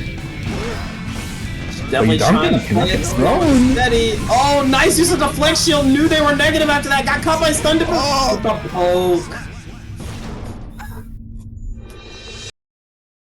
That was a crazy mash from Udongan, who is usually so patient. But I think NanNan's just representing too many throws. Udongan did not want to hold it. Gonna go up 2-0. Yeah, we've definitely seen a lot of throw recitation from NanNan, which I think is typically really good. But Udon, first of all, I'm someone who's fought Udon quite a bit and has seen a lot of them play. It's very hard to throw Udon consistently. Yeah, it is, like, I don't know if you guys ever fought a player who's really good at throw teching. It can be really tough. Like, it's, like, baffling. I just, like, how do I open this person up? I don't know if you know this. Udon and I talk a lot. So, I've actually asked them what their reaction time is. And it's gonna be upsetting if when you know. Their reaction time is 150 milliseconds. Ooh, okay. Interesting. So, yeah, good luck trying to reaction test them by teching. You know, and Kai unfortunately is a character that really likes to throw because they really do want you to try and press on them. 2K2D Ride the Lightning are we in Season 1, and it's gonna kill. Hey yo, you know what? You gotta respect the classics. But can we see a little Kensei tech? Can we see a little 5K into RTL possibly? Maybe. You know, I would love to see that. I am a very much an enjoyer of funny Kai combos. Me too. I can't hate on this character, man. It's true. Bring back Future Arc to its glory. It does drop the confirm off the overhead, but doesn't matter. It goes for the 5-piece staggers. Catches the stun dipper. Oh, throwing out the gun! You are gonna have to RC to stay alive, but got caught on the 2H. Set point here for Udon. Indeed, and they have a full bar of burst to work with too. It is not looking good for NanNan. Udon threatening to send them out of the tournament. Lucasio is on sim. Good Abate. Good defense here from NanNan and going for the throw. Charge stun edge coming out. Yeah, NanNan represented a bunch of DPs after tethers, so I think they were betting on Udongan being a little more patient. Rewarded with a throw for the mental mind games. Oh, tried to 6P just a little too early. Got caught on Yo Johnson. Once again, going for the side steal. Yo Johnson again. Can we take it all the way? Next hit is gonna kill. Doesn't RC the tap dust, but isn't gonna matter. Gets a confirm off of the Johnson. I'm gone. Gotta take that with that clean 3-0, but still a great effort there from NanNan. Moving on to, I believe, a loser's quarters. Yeah. You know, if you were happy to see Biken then, we're happy to see Biken again. We got Winty Guitar versus DrDoom versus Nago. It's Winty and Nago. Oh, we're getting that Samurai Showdown matchup. We got any Sam Show fans in the chat? You know, I played I don't know which Sam Show. It was on Fightcade. I played a really old Sam Show. It was actually really fun. Not gonna lie. I really wish the game that came out recently, or I don't know how recently, but the newest one didn't have issues. I know it did. I don't know if it was online issues or something. Yeah. But it's a cool series. I think it's a really cool series. Very unique. I love unique fighting games, so it is kind of sad to see it not be as popular as it should be. Yeah, but you know, tale as old as time with all these fighting games. You know, you're talking about how Strive was like lightning in the bottle, where it felt like it was right place, right time was when it got popular, and I feel like you could all say the same, frankly, for games like Sound Show, just not coming out at the right time and just maybe not speaking to an audience. But then you'll see, when you go on Fightcade, you'll see, oh, this many people are playing the game, or it's got this rabid little fan base, and I mean, it just happens. It happens a lot. A lot of games don't get appreciated when they drop. And you know, sometimes it's nice to have your niche little community. Absolutely. But speaking of games getting revived, I'm so excited for Virtua Fighter. It looks so good. Yes, I've never been a big Virtua Fighter guy. Like I've had friends who really like it. I've got DSG members who are actively waiting for it. I've never played Virtua Fighter, so I think like this will be like my intro. I hope it's a good intro. It just looks really good, and I hope it's gonna blow up. You know what? Me too. And you know what? RGG, listen to me. You need a Yakuza character in that game. I am not kidding around. If I can't have a Yakuza character in Tekken, and you're now making a fighting game, you owe it to us to put a Yakuza character in there. Majima, please. Majima, please. Like on my hands and knees, begging. Alright, here we go. DrDoom versus Winty Guitar, Biken versus Nago. Samurai Showdown. In New York City?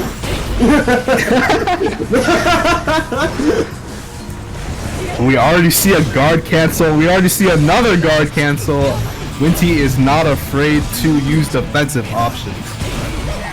And honestly, as a Biken player, that's really your bread and butter. Like, you know, you see so many Bikens in the scene just playing this character super aggressive, but then you see the high-level Bikens, they're not really doing that. They're definitely trying to make you press into them, really trying to check you, use your own strength against you. And Winty, of course, is no exception to this. Yeah, but Yokai DrDoom just matched their freak with a wake-up close slash gonna call out the Tommy mat. Unfortunately, gets caught by the overhead. Yeah, no, that was some good mix from Winty Guitar. She's starting off very strong. Let's see if she can keep it up. Indeed, goes for the JS. Another overhead not blocked. Yokai DrDoom is gonna whip a button. Stuck in the corner, unable to get out. Going in, Yo Johnson gets the close slash into JD. Not enough to kill though, but you got that positive bonus, and you know that's just rock it out. Get that first round. Yeah, unfortunately, DrDoom gonna walk into the JS and loses the first round. Winty Guitar with a very, very dominant game one. Definitely something I want to comment on when it comes to DrDoom's playstyle is typically, and I've fought them, seen them play a lot. DrDoom typically is a very aggressive, very likes to make you guess for game type player. However, as we saw in that first game, Winty is definitely playing around a lot of the impatient energy we're seeing in the set. Definitely playing around the spacing as well. That was a really, really solid start for Winty. But let's see what happens as we get into games. Indeed, and the battlefield has changed. Favorite stage in the game? Let's go. Ooh, he's gonna get a pretty decent chunk of damage for blood level 1. No blood spent. Going in, Yo Johnson counter hit, giving up the burst. Calls out the guard cancel, but no punish. Now sitting at full blood, but that means this is gonna hurt. Winty is gonna give up the burst. Oh, nice poke there. Saw it was coming, whip for the Abade 5P. But here we go, finally getting the jump in, save the Tatami, and yeah, you're not guessing right on there. Beautiful confirm from Winty Guitar. It's a hard knockdown with the super. Gonna have to guess for the round. Guesses wrong. Yeah, 50-50 upon 50-50 here. And it just really feels like Winty is rolling and controlling the momentum. We haven't seen DrDoom be able to really play the game they want to play this set, and you just see it with the back in Yo Johnson. Mix after mix. Indeed, and then the Abari from Winty, not afraid to press, baits the burst. Clip that, another dominant round. Instant replay on that burst bait. That was... Oh, man. Yeah, we're definitely seeing the other side of Biken, from Udongan to Winty. Two sides of the same coin. Absolutely. Can we see DrDoom adapt? Hopefully. Maybe. Like, you know, DrDoom, you see them trying. Like, we've seen a few checks here and there. It really just feels like at the end of the day, as it stands right now, DrDoom just hasn't gotten his playstyle really started. You know, is unfortunately unable to keep Winty, still keep them blocking. But looking like a good start right now. Going off, spending the meter, chipping them out with the 6 H's.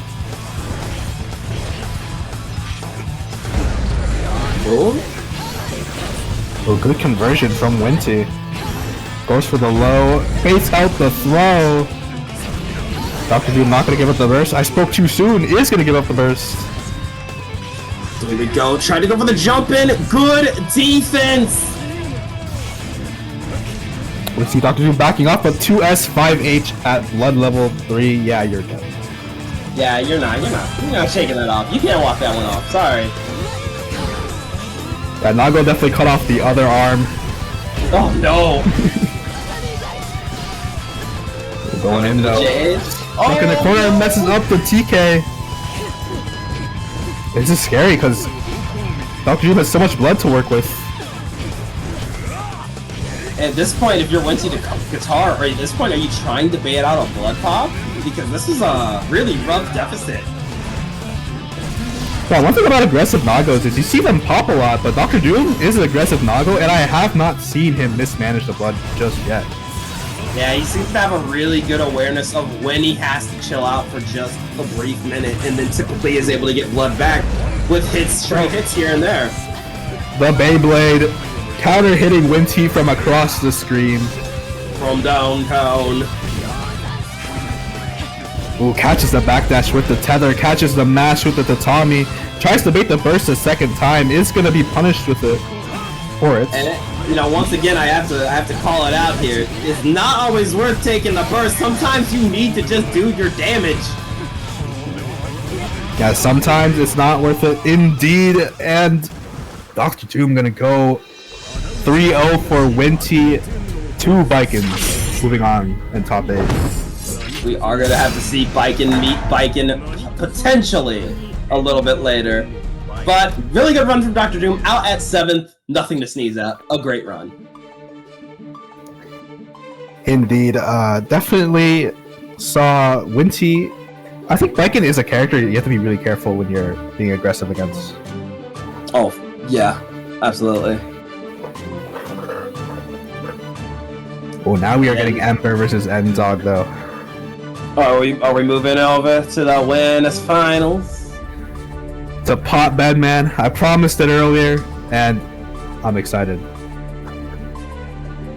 All right. Well, here we go. Let's get it started. Chad, what do you think about Bedman? How do we feel about this character? Yeah, let us know in the chat. Do we get some Bedman fans in here? Yeah, because I think he's cool, but I don't really know much about him. I really want to know why he's just not played a lot. I know he's not. I don't know how good he is even. Like, I see a lot of tier lists by these like top players are posting a lot of their tier lists, and Bedman is just like flying around the tier lists. I feel like it's really because the character itself is so goddamn unorthodox, and then nobody really fights him regularly unless you have like friends who play Bedman. You know, someone I saw Loser.exe in the chat earlier. I know they play Bedman, I'm pretty sure. Yeah, they definitely do. You know, also a DXG representative, by the way, Smiles. Shout out. Definitely runs the Bedman. Of course, you know, a Leo main at the end of the day, but yeah, definitely likes fucking with Bedman. And yeah, I think you really, you know, you see Bedman players, and it really also feels like no Bedman plays exactly the same either. That is true, but speaking of Bedman, we are finally getting Bedman versus Pot. Let's see how this matchup goes. A round start 2D, it is already not looking good for Enzog. The double Garuda happening not once, but 2 times. Put out all this stagger pressure, but staying strong on the defense. But yeah, you know, eventually you're gonna get caught by a little Potemkin buster. No, not the whiff. And look at all the meter. Unfortunately. It's a pot round. Going into Enzog. It's Enzog's turn to get started. We're gonna see how Ember does in the corner this time. Going off, guard crush, plus frames, using the meter to extend, goes for the low. There we go, wall break into positive bonus. It's pretty decent damage, and good on Enzog for going up in the air to avoid getting flicked. Not for real though, this is one of those situations where I think air awareness is so important. Because yeah, you can dance around Potemkin all you want, but all it takes is one good heat knuckle. One good HPB, and then all of a sudden you're frowning. Indeed, but Enzog is just daring Ember to press, and Ember is taking the bait. Gonna get counter hit, and both players with a round in full burst. Looking good so far, throwing out some projectiles. There gets the JS, throwing out another electric shock, forcing the burst, but you know, still just slowly but surely bunny hopping their way in, avoiding these slide heads and putting on a lot of guard crush. Oh, indeed, it's gonna get the big bomb hand. That's gonna be mega plus frames, but I was really worried about that when I was talking about the matchup. Pot flicking the bomb head must be so annoying for a Bedman player. Oh yeah, it's gotta be frustrating, especially when projectiles are one of the main oh my god! Fuzzy. Hey, yo, Enzog gonna get game one, but going back to what we were talking about, like with the projectile game, I mean, like that's your best tool as a Bedman player, and Pot can just flick it. Like, that's gotta be frustrating. That does, but Enzog made it work. Definitely put bomb head out in places where trying to flick it would punish Pot, and then the mix was just too strong, gonna kill Pot. I'm surprised. I thought this would be much harder for Enzog, but they're definitely popping off right now. Well, I think it really comes down to one, and I'll say this because Enzog is my homie. Bro downplays himself. That's a real issue. But it also comes down to how often is Ember seeing these types of mix-ups? That is true, and Enzog went for a lot of lows. We saw a lot of lows, and I think lows are really good on Bedman because I'm blocking high. I don't know about you guys. I'm scared of JS. I don't want to get vacuumed in. Oh hell yeah, I'm blocking high. But it's not over yet. Pot, we did see that first round. Pot can take rounds in the blink of an eye, so we shall see going into game 2. Get it. We're getting into it again. Starting with the JS2K2D into the bed hand. Throwing out the bed head. No flick this time. Got a little pickup, but forcing Ember to burst early. Is trying to be really cautious, but the flick comes out anyway. Gonna be forced to block. Counter hit far slash after plus frames. Ember is not afraid to press. And there we go. Oh, back throw, calling out the frame kill, gets the PRC. This is all Enzog right here. Yep, and does have an arrow sitting in the back.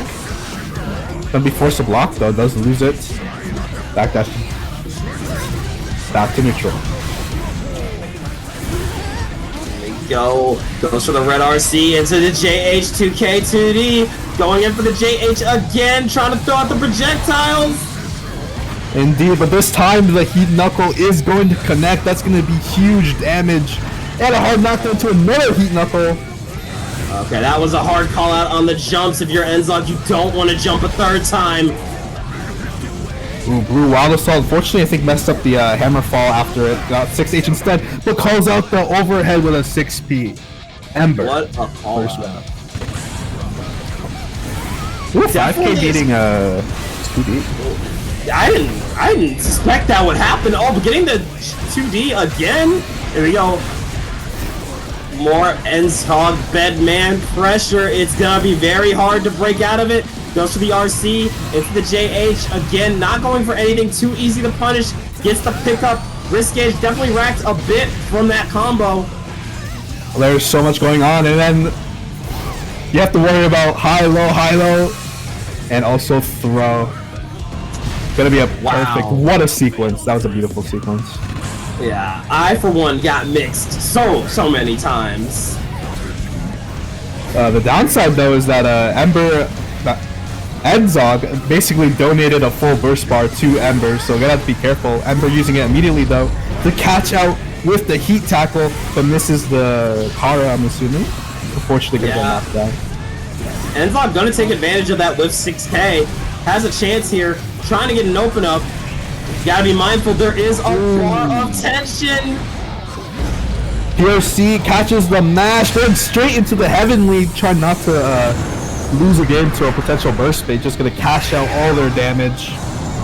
Yeah, you might come to regret it though. You have a guest left. Goldburst gets baited out. Enzog is going to have to play perfectly. Yeah, even a stray slide head might kill, so definitely does not want to get clipped at all. Play in the air, gotta be careful though. One heat knuckle, even if it doesn't hit, you are forced to be on the ground with a flick. Playing hard with punish game, lots of air stalls, baits out the heat tackle. Genius play, going for the bedhead. You need one more good open up. It's so unfortunate. Pot armor, hammer fall, an amazing move on defense. Going to close up the game. Man! That is tragic. I felt that. Yeah, like absolutely all the love to Ember because that was genius. But man, I felt that. Oh man. There's nothing you could do. Nothing you can do. Nothing. That was just a checkmate scenario. There was really not much to come back from that. But it's not over yet. Both players with a game on the board. Gee, wait. This is only game 3? Jesus, what? It's only game 3. You are scrapping. They're both high health characters. You cannot flick the hand. The bomb hand is unflickable. Gotta get counter hit for it. Stuck in the corner. Tries to use the hammer fall again. This time is just a little too close. Pretty sure. Forcing the burst, and I like the fake out bed blade to get a little Abare JP. Keeping up that pressure, goes in for the explosion. And once again, RC said, I am not done yet. Call him Billy Mays. Going in for the jump in. Gets another throw.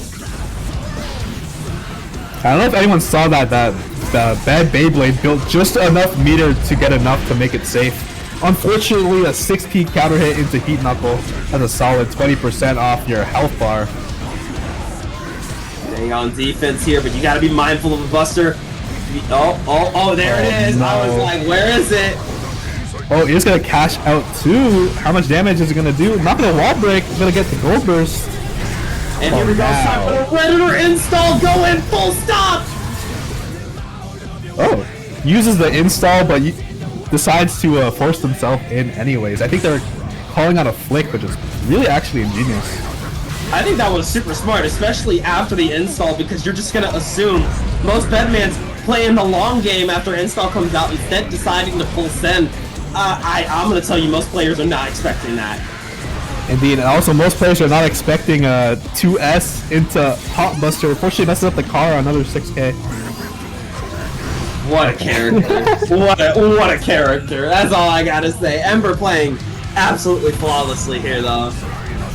Indeed, going for the guard clutch, blocks the white wild assault. Not your turn.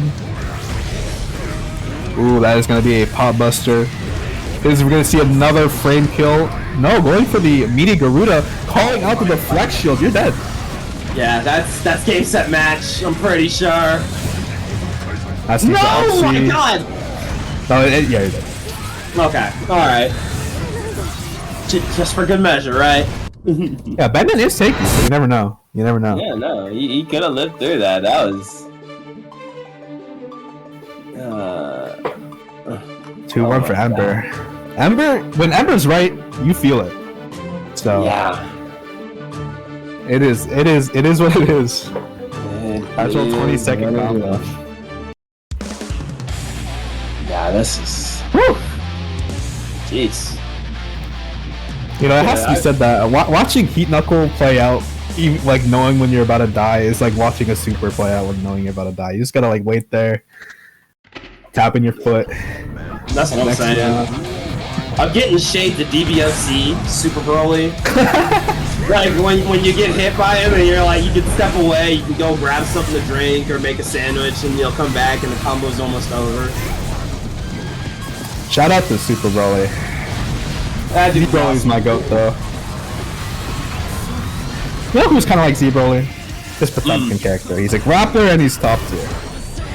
And I mean, you could argue he is a zoner with some of these crazy hitboxes. Honestly, you know, if you're a character that can't deal with 5H, that 5H is so good. Oh, Who calls out the Abare?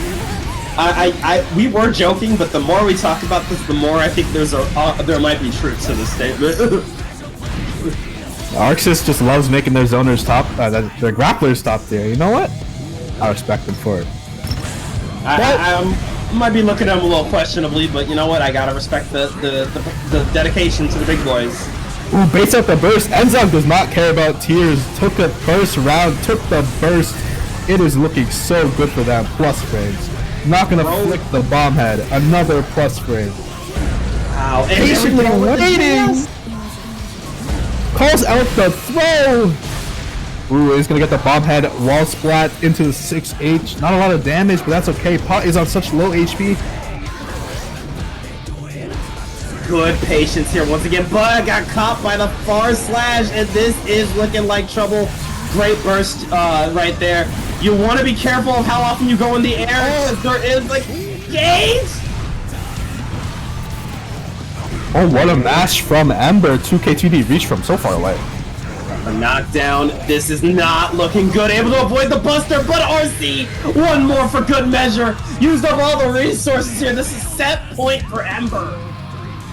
It is unfortunately you avoid the first buster only to eat another one. Look at that 5H doing wonders. That far slash doing wonders. Stay out of the air. That is a reset for the full damage buster. That hurt. Oh no, that's mean. That's mean and evil. Oh my god, Ember, think of the children. Oh no. Backdoor incident though. Claiming yet another victim and going for a throw. It's your turn. Gets the guard crush, try to go for the JH, full stop it, gets the wall break, positive bonus, no hard knockdown. Ooh, tries to go for the hard call out, but it's gonna cost them. They are now no meter. Bedman with all the meter in the world. Hello. Golden ticket. Yeah, baits the reverse. You could not do much there. No, that was checkmate once again with the burst bait. EnzogXY bringing it to a game 5. And damn it, I'm a crash out. This is too stressful. Yeah, game 5. Our first game 5, and it's Pot and Bedman. So this tournament, this is definitely the odd one out. Well, tiny but mighty tournament. Definitely does feel like we have entered the Twilight Zone for sure. Yeah, you know what? I'm here for it. You don't see this every day. No, exactly. That's the thing. Like, hey, yo, top players or top tier players. If we ever root against you, it is not because we don't want to see you succeed. It's because we want to see something new. Yeah, you know, when I watch TNS, I watch all the pools. I don't really watch the top 8 where it's like, oh, you know, I've seen it. Even though they are good matches, but sometimes I want to see something like this. Sometimes you want to see something that you just don't see too often. And there we go, another Potemkin buster. We do see that pretty often, however. Oh yeah, all too well. I know all too well. Keeps them in the corner, dealing them back down into the ground. RC to extend the pressure. That's up to 2K. Safe jab. Goes for the... Ooh, gets 6 speed though. I really gotta give credit where it's due to Enzog for not bursting there. There were so many instances where I think a lot of people would have bursted. Yeah, Enzog is so good at keeping calm. Set point for Ember, but you know, even though that's the case, you still see Enzog fighting like it is just another day ending in Y. However, the Potemkin Buster gonna do a lot of damage. You're back in the corner, and this time, you're definitely just gonna want to force that burst. Indeed, the JD misses. Enzog gonna be on their last life. Doesn't want to get busted. Does block the hammerfall. That's minus and a punish. Baits out that burst. You can't burst on JH. That move is so good. Throwing out the bedhead, guard crush, and not going to continue the strike thing. Getting the throw, RC into the wall break, positive bonus. Are we gonna see a final game, final round? No, the far slash is so good at swatting out Bedman. Cannot spend their time in the air with that far slash. Good block from Ember, not getting caught out by the low. Just gets hit by the beetle, unfortunate. But it is game 5. I'm excited. Double Luigi here. Let's see it. Oh, what a call out from Ember. Doesn't block the Garuda. It is not looking good for Enzog, but gets their way out. Gets put back in. Go back to No! You have to respect the Pot Buster. Yo, to be fair, she had 50 RC. That's a free buster. That is true. When you're playing at 50 RC, I think it's usually better to jump instead of backdash because they can just PRC catch you on your way down. Absolutely. That forward slash is so good, but doesn't get the confirm. Trying to go for the chip out game here. Air stall! We've seen this game before! The flick, though, unfortunately, the error is gonna work against you. Ember going off into winners grand. Grand. Yeah, it is grand. Yeah. Still a great showing from Dank Gang's own EnzogXY. Guaranteed at least third place. That is true. They do get the honors of sitting in losers finals. Chance to have their run back, and also a good chance to get their bearings about them. I know fighting Pot can be a little disorienting. Oh, absolutely. Stay strong. A great attempt. Like, definitely not something you should feel bad about. All right, who is next? Is it KidDracula? Oh, it's ad break. We're going into ad break. Commercial time. Drop a sub if you don't want to watch them. No. Shout out. Support Koi. Shout out Koi. Shout out to DXG too. I did not expect the DXG players to be so good. We have 2 DXG players in top 8. We had to pull up and represent just a little bit. Tiny but mighty org here. And if you haven't done it yet, you should definitely peep out Bracket. That's DXG's monthly. It's always super hype. We'll probably hype it up again. We are delaying the next one though until after the March update. Oh yeah. I'm not trying to do another big money prize pool. Not in these lobbies. I'm hopeful. Honestly, I don't know how much more I can take, Arxis. Please, throw us a bone. Please, Arxis. I still love you, Arxis, but like, please, hook us up. I'm struggling here. Also, shout out to Friday night. I know are you running Friday night fights? It is Valentine's Day tomorrow, so I don't know if. Yeah. Oh, Friday night fights goes down, rain or shine, holiday or not. And the big exciting thing is this is a milestone. We have hit number 100. Ooh, on Valentine's Day. That is cool, If you're in love with the grind, I would definitely keep in. Yeah, it's a first to 10 exhibition, which we always talk about, like, a lot of people talk about how, oh yeah, tournaments are like the best way to like learn the game. No, as far as I'm convinced, the long sets are where you truly learn what the game is all about, and that's what Friday Night Fights is all about. Like, it's a first to 10 exhibition, so no matter what, you're gonna get an opponent, be it they're weaker than you, stronger than you, same level, you're going to learn something out of it. I think you have announced the tomorrow's roster, right? I did, actually. It's up. It's up on the Dank Court. If you're not in there, I highly recommend pulling up. Indeed, if someone could post the link. Link to Dank Court. I can also do it. Unless they're going to shoot me on site for doing it. I don't know. Yeah, I do have admin, so I think I do have perms. I will do it. No worries, chat. Appreciate it. We're getting into our loser side of top 8 once again. We got KD versus Udon. This is, Viking. Little lore for you. One of Udon's most played matchups and most won matchups is But I'm excited to see KD. this. So I'm curious. Yeah, I don't know much about this matchup. I would assume, but Ino's usually really good against defensive options. She has a lot of safe jumps, but safe jumps don't work against a character with a parry. So I wonder how. Sorry, my bad. Oh, it's okay. You can go. Also, Lycan's air-to-air game. Oh my gosh, ridiculous. yes. JS. and JD are monsters at air control. Absolutely. Look at the pickup here. Trying to go for the wall stick, nothing yet, but baits out the YRC. KD setting up another note, not going full send. Just instead going for some stagger. Never mind, you know what, Lion, we're gonna go for the Fortissimo, get the rounds. Yeah, you know, didn't get all the confirms they needed, but even like those stray hits really do a lot to kind of like make you panic and make you get hit by the other hits. Absolutely. Going into a wall break, anti-air 5P, a Guilty Gear classic.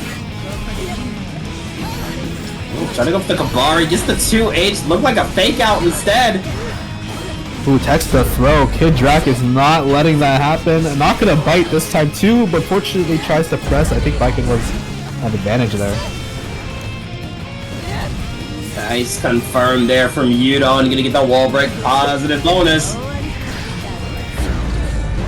Who goes for the counter hit, is gonna get sent through the wall, and that's gonna be a super wall break, hard knockdown. Ultimate Fortissimo. So much meat on Lucasio's end though. They could choose to not hold it, and they do. Gonna take it back to the past with the Samurai Jack. Fake out into throw to get the round. You'll love to see it. So tough to react to. Both players 1 round away from taking the game. Full burst. Eno is the first to give it up. KidDracula has Lucasio in the corner. Lucasio gonna give up their burst too, but unfortunately it's gonna be put right back into the corner. Thrown to the wall. Beautiful confirm there. Wall break into positive bonus. Goes under the far slash with the stroke. Gonna go through the wall again. Unfortunately drops the combo. Maybe it's a reset. I don't know. Oh nah, oh nah, oh nah. That was to send a message. You can't tell me otherwise. The Megalomania. Indeed, I wonder if Megalomania is the best wall break in that situation. It does have a lot of hits, so I would not be surprised. I guess I always keep thinking to myself, wouldn't it be better to do Fortissimo in that situation? But again, I'm not an Eno player. But I could see it too with the multi-hit. I just typically feel like unless you're getting the actual grab, Megalo is not worth it. But again, I don't know what I'm talking about. I don't play Eno. Yeah, like I would assume Megalo does more damage on grab. But like, thinking about it, what if you just got hit by the projectiles? Like just straight up. Would it do the same damage? These are the questions I want the answers to. Yeah, I don't like, you never see the super. I know like people are like, oh, Enos love using the super. They really don't. You don't see that a lot. I disagree. I disagree. Okay. Too many Enos. Look, they're jonesing. They're like clenching their knee, trying to not do Megalo as far as I'm concerned. Well, maybe I need to get back on my Eno fighting grind. It has been a while. Not gonna lie. Plus, to be fair, my Eno matchup is pretty good. I will say. I definitely would also agree to that. Although, if you ask most Eno players, I think they'd say most of their matchups are losing, which I agree with. You know, that is fair. I don't know if Eno wins a matchup. I'd be surprised. I think I've heard. Look, I'm pretty sure she wins Asuka. That's from what I've heard and from what I've seen. I'm pretty sure she beats Asuka. I can't say anyone else confident. You know, winning against another low tier, unfortunately, isn't a good sign, but that's okay. Game 2, air grab. That was a soul read. Indeed. And unfortunately, these two players did call another connection issue, so hopefully it's not going to come up. KidDracula. No, Strive Online sure be Strive Onlining. That's what I'm hearing. Like in living with 1 HP, those guts are working overtime, but the chip damage doesn't FD the stroke. It's another round for KD, looking so strong right now. Catches the thing with the Kabari, but gets thrown out of their own pressure. Ooh. Oh. Ooh. That's a cute stick. Ooh, strokes under the Kabari, but is too far to use anything off of it. Keeping them out with a far slash. Once again, outspacing, but drops the combo. Oh, greedy. Nice body. Yeah, goes for the burst fate PRC, ends up losing the round for it. Very unfortunate for KidDrac. Now, I won't lie, I kind of do see the stutters, but definitely something you can still play through. Let's just put it that way. Going for the gun sweep, a hard knockdown positive bonus. What's the mix? Full burst bar on. Eno is able to spend it if they do want to get out. Chooses to apply with the 6P, but the... No! Okay, never mind. I take back what I said. Check in on your local Eno mains. Make sure they're not addicted to Megalomania. They really do love Megalomania. Unfortunately, a Bari 2H. You know, hey, but who really won? I saw a Megalo. That is true. Getting Megalo on, on Wake Up, that's a message sender. You know, none of this pop buster or Wake Up stuff. That's real. That's actual viable strats. Megalo Wake Up is where it's at. Absolutely. Tied up 1-1 right now. I think it's anyone's game. Yeah, both players going to thug it out through the connection issues. Appreciate it. And, you know, I understand. It's Strive.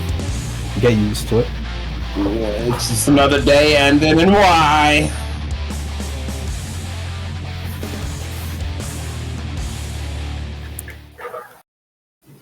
Game 3, yes. Game 3 going in. I think this is a cool back and forth. We saw Udongan using their first parry of the stream. Hopefully we see more in the future. Caught up by the counter hit air JS though. Into the wall break. The wall break, positive bonus, Eno going in, KD looking so strong. It's the BRC knockdown into Mad Love corkscrew. Not enough to break the wall, but again, what do I say about Megalo? I'm worried about these Eno players, man. Indeed, unfortunately, you're so punished for missing it, but messes up on Udongan's end, uses the parry to get back in. Both players are not blocking. Block? What's that? I don't know the meaning of that word. I respect it. It is fun to see Udongan use parry, especially because they never use it, so I love to see him let loose a little, for lack of a better term. It feels like they really do want to, they're noticing the aggression from KD. And they're trying to go for the, not every parry, but the parries that are really going to make you think about your decisions in the next RPS situation. Oh yeah, for sure, but this time KidDrac is calling out a parry with the delay JD, weaving through the far slash with the dive kick. That is not going to be a wall break, that's a reset into another situation, but unfortunately drops the combo, not going to be able to kill. Looked like they were trying to bait out the super, and yeah, just unfortunately not going to work out for them. KD getting another game on the board, up 2-1. That was a crazy, crazy match. KD almost dropped the game. Thankfully was able to bring it back though. Really, really, really good stuff so far. I think there's another potential for another game 5. However, KD does seem to have the momentum at this moment. So we'll see. Yeah, starting to call out those parries that Udongan's starting to represent. These players are evolving mid-set as we speak. Game 4. Alright, show your friends. Round start MLA into another MLA. That's insane. Yeah, no, we've seen it time and time again. No way they'll do it again right now. No, they'll do it again. KidDrac really wants those plus frames, and I can't blame him. That is a lot of plus frames. Oh, unfortunately misses the TK. Gotta get punished for it. Gonna get dove kicked by Eno playing the neutral skip. There we go with the pickup. Is this gonna be a kill? It is. Yeah. Take it back to the past Samurai Jack style to get the kill. Aku! Beautiful moon to end the round. KidDracula almost at burst, but Eno is so squishy that by the time they get it, it might be too late. Oh, the Kabari trading with the mad love, but not enough. KD still taking advantage here. Gets the pickup, stroke the big tree, 6H into chemical love. The damage! Oh yeah, that... Eno is not a low damage mixed character. Yeah, don't let anyone tell you different, because what was that, man? Who drops the combo? Unfortunate. The tether is still on though. I did not know YRC kept tether on. Oh. Calls out the parry. Both players at full burst, but KidDracula is on set point. KD looking so good right now. But there's the parry from Udon. Saw the low coming. Gets the pickup with the Kabari. And yeah, honestly, a really smart burst. You do not want Udon running away with momentum at this point. That burst was so important. Eno was going to lose so much health if they didn't burst there. Unfortunately, gets counter hit on Wake Up. KidDracula, a little impatient, blocks the reverse. Goes on Sin, but the parry part 2 comes out. No RC because this is not season 2. Thank God. Yeah. The fire slash gonna do it. Yeah, mistimed attempt to set up Note does get them punished. Game 5. Good lord, what a set so far. Yeah, insane play from both players. This is now anyone's game. The sun was in their eye. Yeah, I love that loose quote. Sun's in my eyes. What is it? It was a... What is the term called? It was like a... I think a Smash term where it would be like an excuse. It's a name. Does anyone know what I'm talking about? I feel like I'm saying here. I wish I could tell you. Well, it doesn't matter now. It's a cloudy day. No sun to ruin it. Oh, but the burst might. Here's the JS, gets the 2S confirmed. One's trying to keep it going, but Udon in dire straits right here. Overhead. Sent through the wall, but Viking has a lot of guts, so not gonna take a lot of damage now. She's at low HP. Oh, unfortunate. Gets the throw call out, but just like launches out of the way of a punish. Set point for KidDracula once again. Okay, once again, going in for stroke the big tree, gets the knockdown note coming in, and it is so hard to block that. Indeed it is. Doesn't give it the parry this time. Gonna let the low come out. Oh, unfortunate. Gets the burst too late. Isn't gonna be able to burst out of this wall break. That is so bad for Udon. Getting one more hit and they lose the game, but the gold burst could be what they need. That is a golden ticket, but the Fortissimo shutting it down all the way. That is a win. 3-2 for KD. Indeed. I love like when your opponent knows that they have to use their thing so fast. You just let that reversal go because you know they want to take it around. Exactly. You know, there's so many instances like going to add on to that. There's so many instances where you'll be in one of those situations where you're like, oh, this is my last chance, and you're not looking at the other player's tension. Yeah, I know. The tunnel vision is strong. Tunnel vision is strong. Gotta be careful, but it's okay. We have another Viking. Oh no, Ashy did DQ. Never mind. Wait, did she? Yeah, so we are gonna get a guaranteed KidDracula going into another Viking. I'm sure they're excited. KD just is not allowed to fight anyone but the samurais now. Oh yeah, you're right. You know what? It all makes sense here. You fought Delilah, now you got to deal with Vikings. Indeed, and KidDracula does have the chance to go to a rematch Enzog, and hopefully the connections can be better if that match does happen. Fingers crossed. I want y'all to enjoy your set. Indeed, but you know, it is Strive. Connection issues are just our life. Yep. Happens. Alright, okay, so KidDracula does have a match in their other bracket, which is first to 2. But they do have a match, so we are going to be a little delayed, unfortunately. Apologize for that. No worries. I mean, hey, Honestly, if you play enough, you do enough of these comm jobs, you TO enough brackets, you get used to seeing people double bracket these things. But we get a second to like stretch out, grab something to drink, use the bathroom. This is the opportune time. Oh, I'm gonna grab something to drink. I would do that. That's a good idea.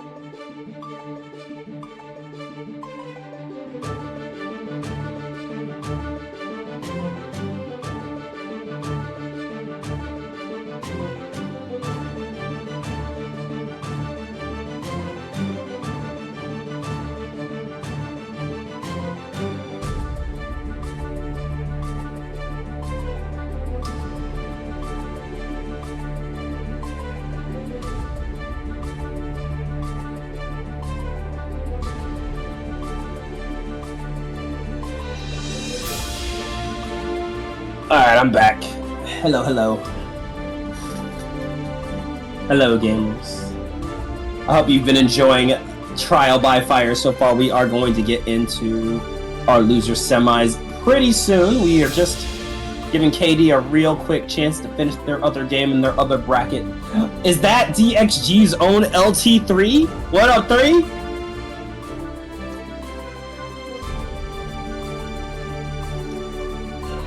Big shout outs to the Dank Gang. Really happy to see our own EnzogXY in the loser's final spot. Guaranteed top 3 is monumental.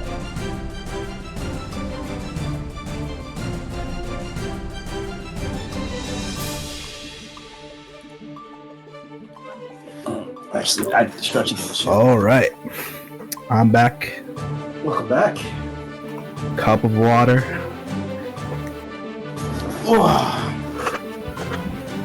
I did have a conversation point, but I forgot it on my trip.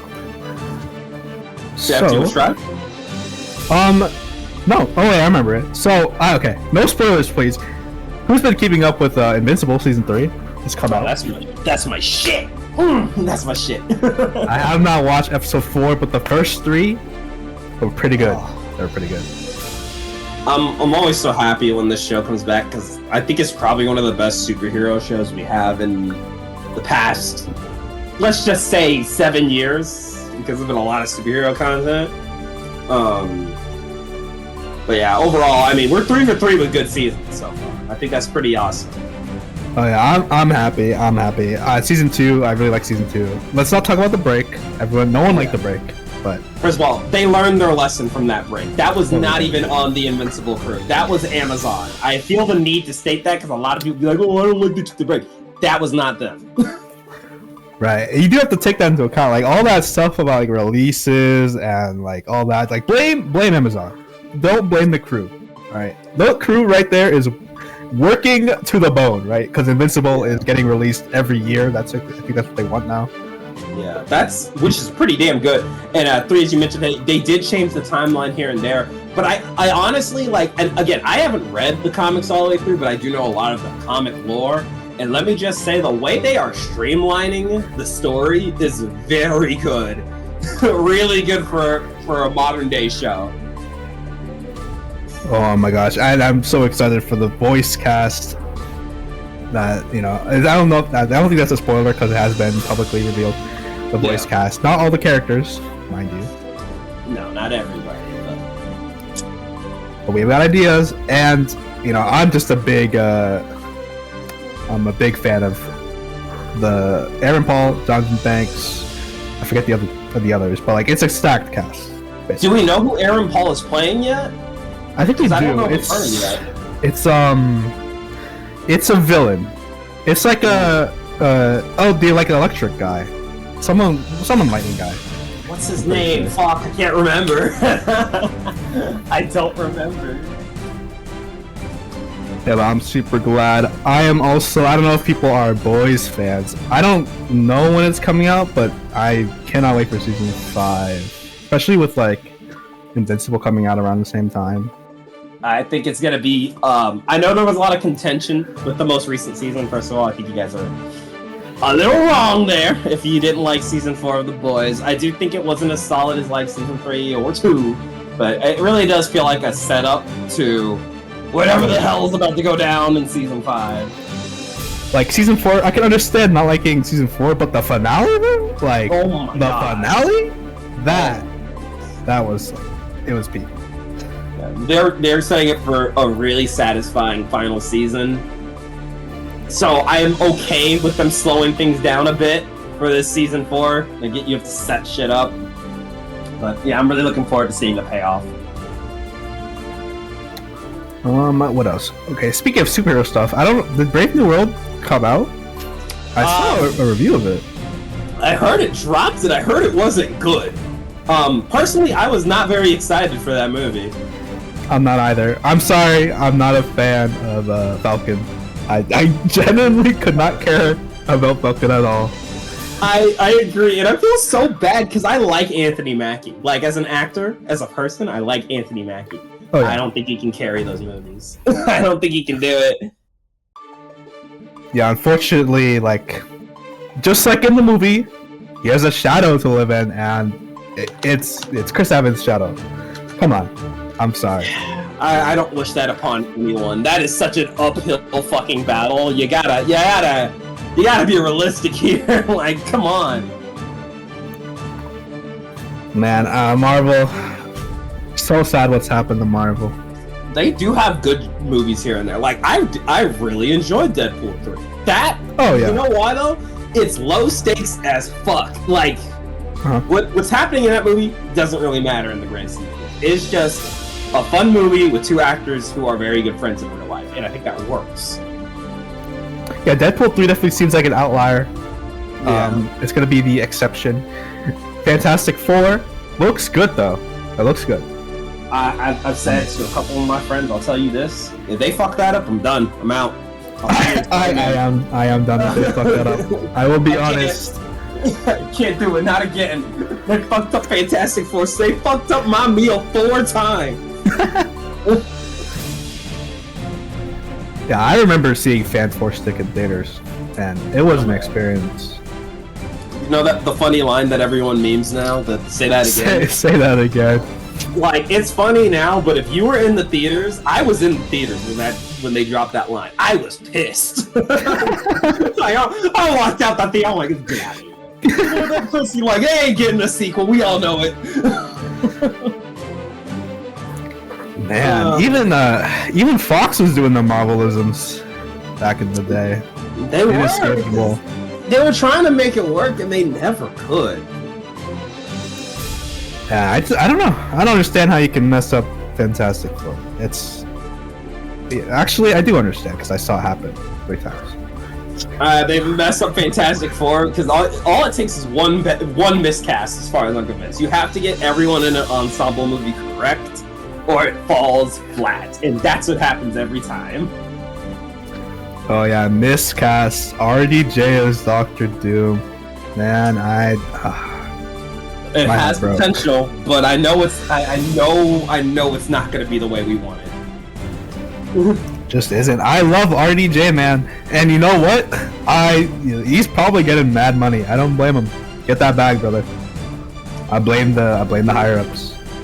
Well, this is also what happens when you spend all your money on making like 9 to 10 shows that do not intersect with each other at all. Loki was good. I'll die on that hill. Loki was good. But I like Loki season 2. I will say, it redeemed itself for me in season 2. Oh really? It had to redeem itself for you? Yeah, I thought Loki was fine, but it didn't feel I don't know, something about it. I think it was just a little slow. Season 1 and season 2. Like, like especially in the middle of season 2, I was like, okay, where are we going? We definitely did have a few episodes where you're kind of like, could have cut that. This could have been cut here. But overall, I was really a big fan of the character work. It really means a lot to me when a character gets good development that we can actively see. Oh yeah. But that being said, I can still understand why some people were like, "Yeah, I'm not fucking with this. Is really slow."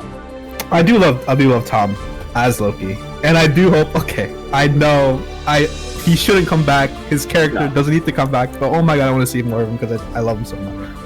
The way that ended, there's a part of me that's like, he shouldn't come back. I don't want him to come back. The other part is like, I wouldn't be super upset if they brought him back.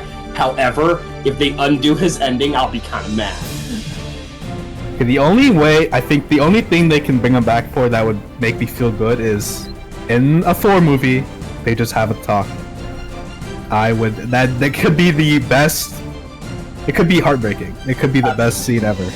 What, like have Thor pull up to the Yggdrasil tree or some shit? I don't know. Yeah, like just like he has to go there and they just see each other. Loki doesn't influence the plot. They just get their final send off, and a fully character arc Loki can finally like go on good terms with his brother, and I think that'd be really, really good. That'd be tight. Although, speaking of the Thor movies, what the hell is happening there? Because I don't know who all seen Love and Thunder. That is a contender for bottom 5 MCU flicks right there. Really? As far as I'm concerned, I don't even think it's the worst Thor movie. I was seeing Thor 2. It's not. Thor 2 is marginally worse, in my opinion. But Thor 4, you know what it is for Thor 4 for me? Ragnarok really feels like it was like an error in the Matrix, because that movie is too good. And then we're right back to this shit. Thor 4 is... Okay, there's the difference. I think Thor 4 is so disappointing. Thor 2 like offends me. Like I try to watch it, I should say, and I'm like, it hurts physically. I remember more from Thor 2 in the Endgame recap than the movie itself. I think that tells you everything you need to know about the Dark World. The reality stones in it. Roll credits. Indeed, and I will say, Love and Thunder's got some memorable things about it. They're not good memorable things, but I remember it. But it is also really forgettable. I mean, I think that's oftentimes with these superhero movies are the worst. That's when it's the worst thing, is when they are forgettable. And that's the problem I have with a lot of these Thor movies. Everything except for Ragnarok, to me, has been forgettable. Okay, whoa. What, we're calling Iron Man 2 good? When did this, like, become a thing? Ayo, wait. I'll be real. I kind of like Iron Man 2, okay? Because it's hilarious. It's kind of okay, you know what? Kind of funny. I'll give you that. Look, Mickey Rourke pulling up with the fucking neon whips. I'm sorry, okay? It is better than Thor 2, by a landslide. Yeah, I think when people talk about bad superhero flicks, they're always so quick to throw out the Iron Man 2 or the what's another one? What's another early Marvel movie? Or the Incredible Hulk? But I'm like, nah, man. At least those are funny. At least those have things you can like remember. I don't remember shit from Thor 2. Yeah, that is true. And you know what? Who remembers Trial by Fire? Because KidDracula coming back from their set. I hope they had a good set, and hope they're ready to give us another one. No break for the wicked. You gotta get back into it. Indeed. I don't think we have a prize pool, but you know what? You get imaginary money. You get my love and support. However much that's worth. Indeed. KidDrac unfortunately had a lot of connection issues, so I think they're a little yiffed. Yeah, can't say I blame them. You know, Strive Online really is one of those things. But you know what? Say it, the connection's that you can move on. I think that's fair. I think that's very fair. Guys, if KidDracula beats Winty, our top 3 will be Eno, Bedman, and Pot. Not in that order, obviously. Who knows the order? That's what I'd like to see. All right, Winty versus KidDracula. Astra Yao Yuri. I don't know who that is. I don't either. Doesn't matter. It's Winty guitar. Hey, you know, a little Get Over Nightmares into our Reach for Semis? I fucks with it. I do. That song is so good, and we get to see KidDracula play once again the more aggressive biking. And we are already seeing Winty is going off. Buttons are being pressed.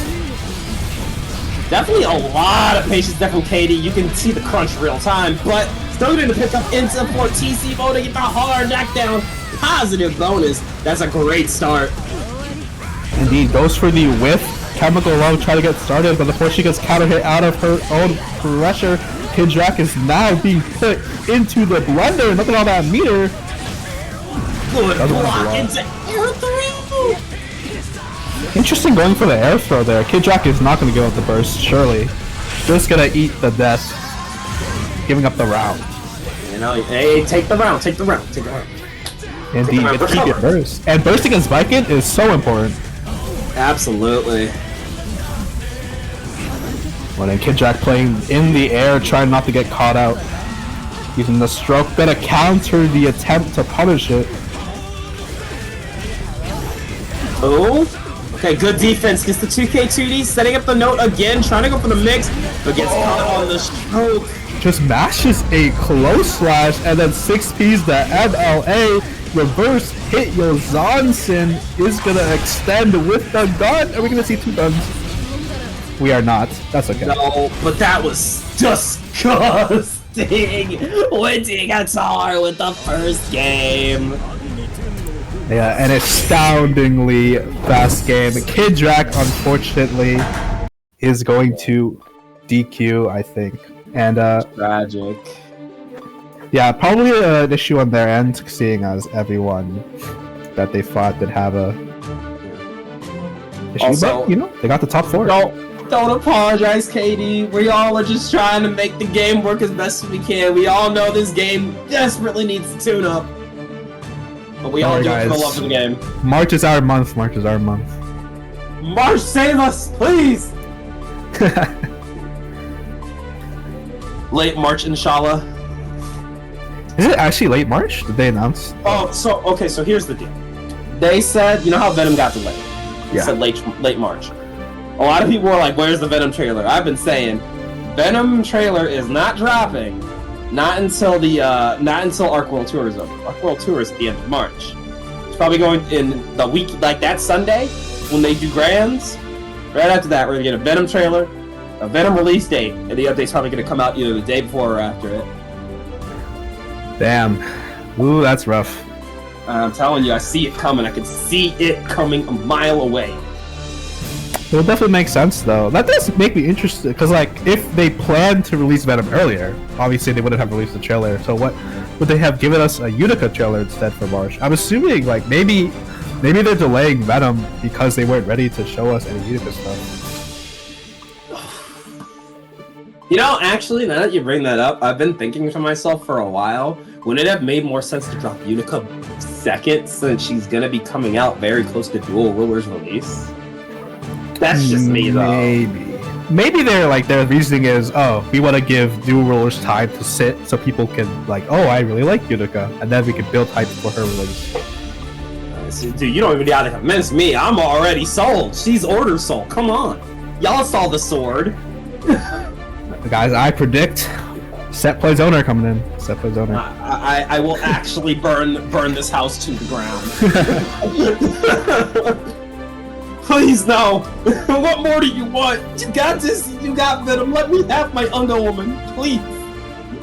Look, guys, it's either set plays owner or it's guard crush. All right, knowing Arxis, so don't be cautious. Be cautious. Please, just stop putting these thoughts into the ether, Granson. Please. I actually have insider information. Yeah, Lucy is gonna be a grappler, and she's gonna be top tier, obviously. Unironically, I would take that, because as it stands, it really looks like Lucy is about to fit that set play zoner mold like nobody's business. Oh yeah. I hope there's a season 5. I hope season 5, and then I think that's gonna be the last one. That's my prediction. I don't know about anyone else. Full agree. I don't think there's really much you could do after season 5, because a lot of the most wanted characters, other than Jam, are here already. Like you bring Jam, maybe put Raven, you know, and like the 3 Cliff fans. You're like, okay, we'll throw you a bone. I don't know. No, hear me out. Put in Come Hey You, please. I do want it. I want him. Or her, actually. My reason for wanting her is because I want the tuner in Guilty Gear Strive. Desperately. I do wonder, though. Are we gonna get a second guest character? That's a real good question. And first of all, who would it be? Because I know who I want, but I have no idea who it would be. I want Dante. I know he's already in a fighting game. I don't care. Put him in. Nah, Dante belongs in every fighting game, let's be real. It's true. Actually, he is a fighting game character. Dante had his moment. Give me Nero. Nero's my boy. Okay, Nero would be hype. Nero's my goat. Nero's my fucking goat. If we gotta get a DMC character, give me Nero. Alright, game 1 of Winty versus Enznog. We are going back for DXG. Repping it. DXG represent, get that elevated state of gaming. Gonna be going up against Winty Guitar. Biking is a matchup that Enzog has a lot of knowledge in, so let's see if he can clutch it up to take it to Grand Finals. Yeah, thankfully, Bedman's one of those characters who has a kind of projectile OP. He needs his errors for it, but it does exist. Definitely something he can do. Indeed, and he is not letting these JSs go unpunished. As I mentioned a couple sets ago, Enzog's 6P timing is really, really solid. So you have to change up how you jump in if you want a chance at doing an aerial approach. Unfortunately, the Vikings player can't resist. It's like the Enos with Megalomania. I must JS. You know, birds fly, water is wet, and Vikings got a JS. It's the facts of life right there. Indeed, messes up the meaty, gonna get back thrown for it. Now you're holding the pressure. Cannot jump out. Hold on, did you see the side switch? I did, and the fuzzy. Fortunately, not gonna do a lot of damage, but doesn't matter. Gonna get the fake side swap. Enznog clearing the field. You are right about the matchup knowledge. They know what they're doing. Yeah, no, I'm telling you, my man knows what he's doing.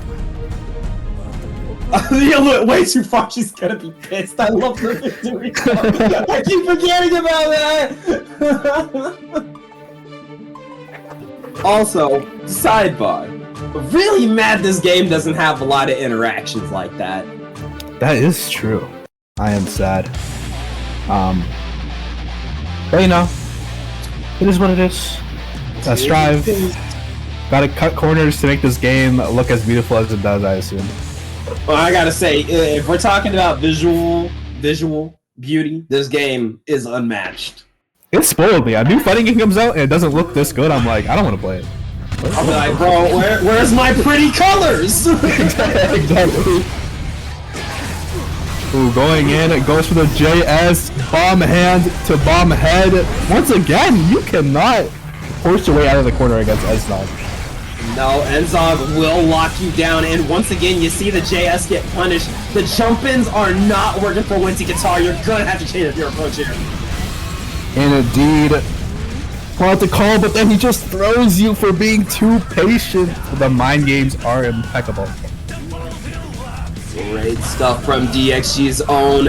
Almost up to, again with the 6Ps.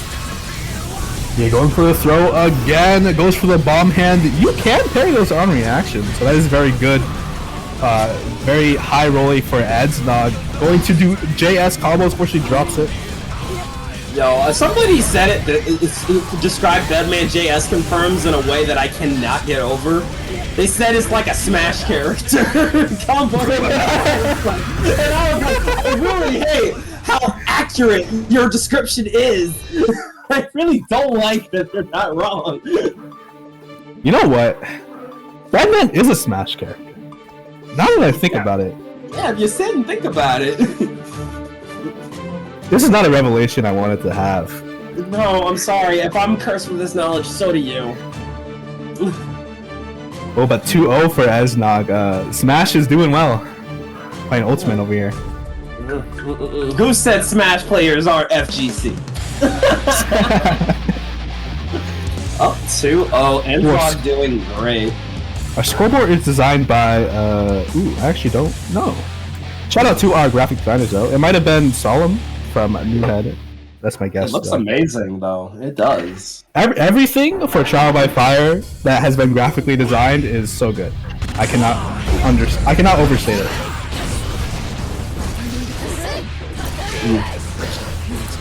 Ooh. Winty showing the first signs of life in this set. Why would you say we should let Utica wave dash? It's so over. Fuck it, why not? We let Nago do it. Ooh, blocks the overhead and techs the throw, but unfortunately gets hit by another overhead with the JS. Winty back in it, taking the first round of game 3 with a perfect. I gotta ask, how many jump-ins did you see that round? Because there's a real change up here from Winty. Indeed, but you know what? They got punished for doing it this time.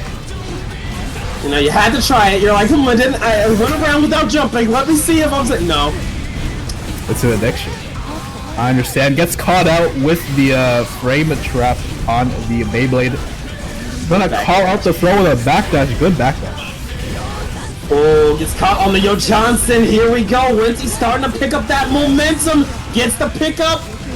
Holding on to the burst though. Enzog not out of this yet.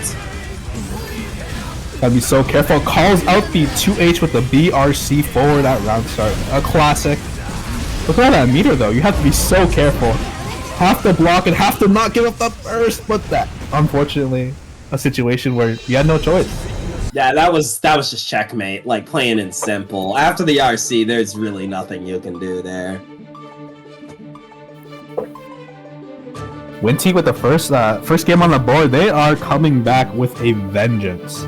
Yeah, that was a very convincing game 3. Like, we've seen games where you're like, oh, they're scrapping, they're finally starting to figure it out. No, that was a, alright, I see what you're doing type B. Yeah, Big Sis is angry. Big Sis is angry. The Big Sis done had enough.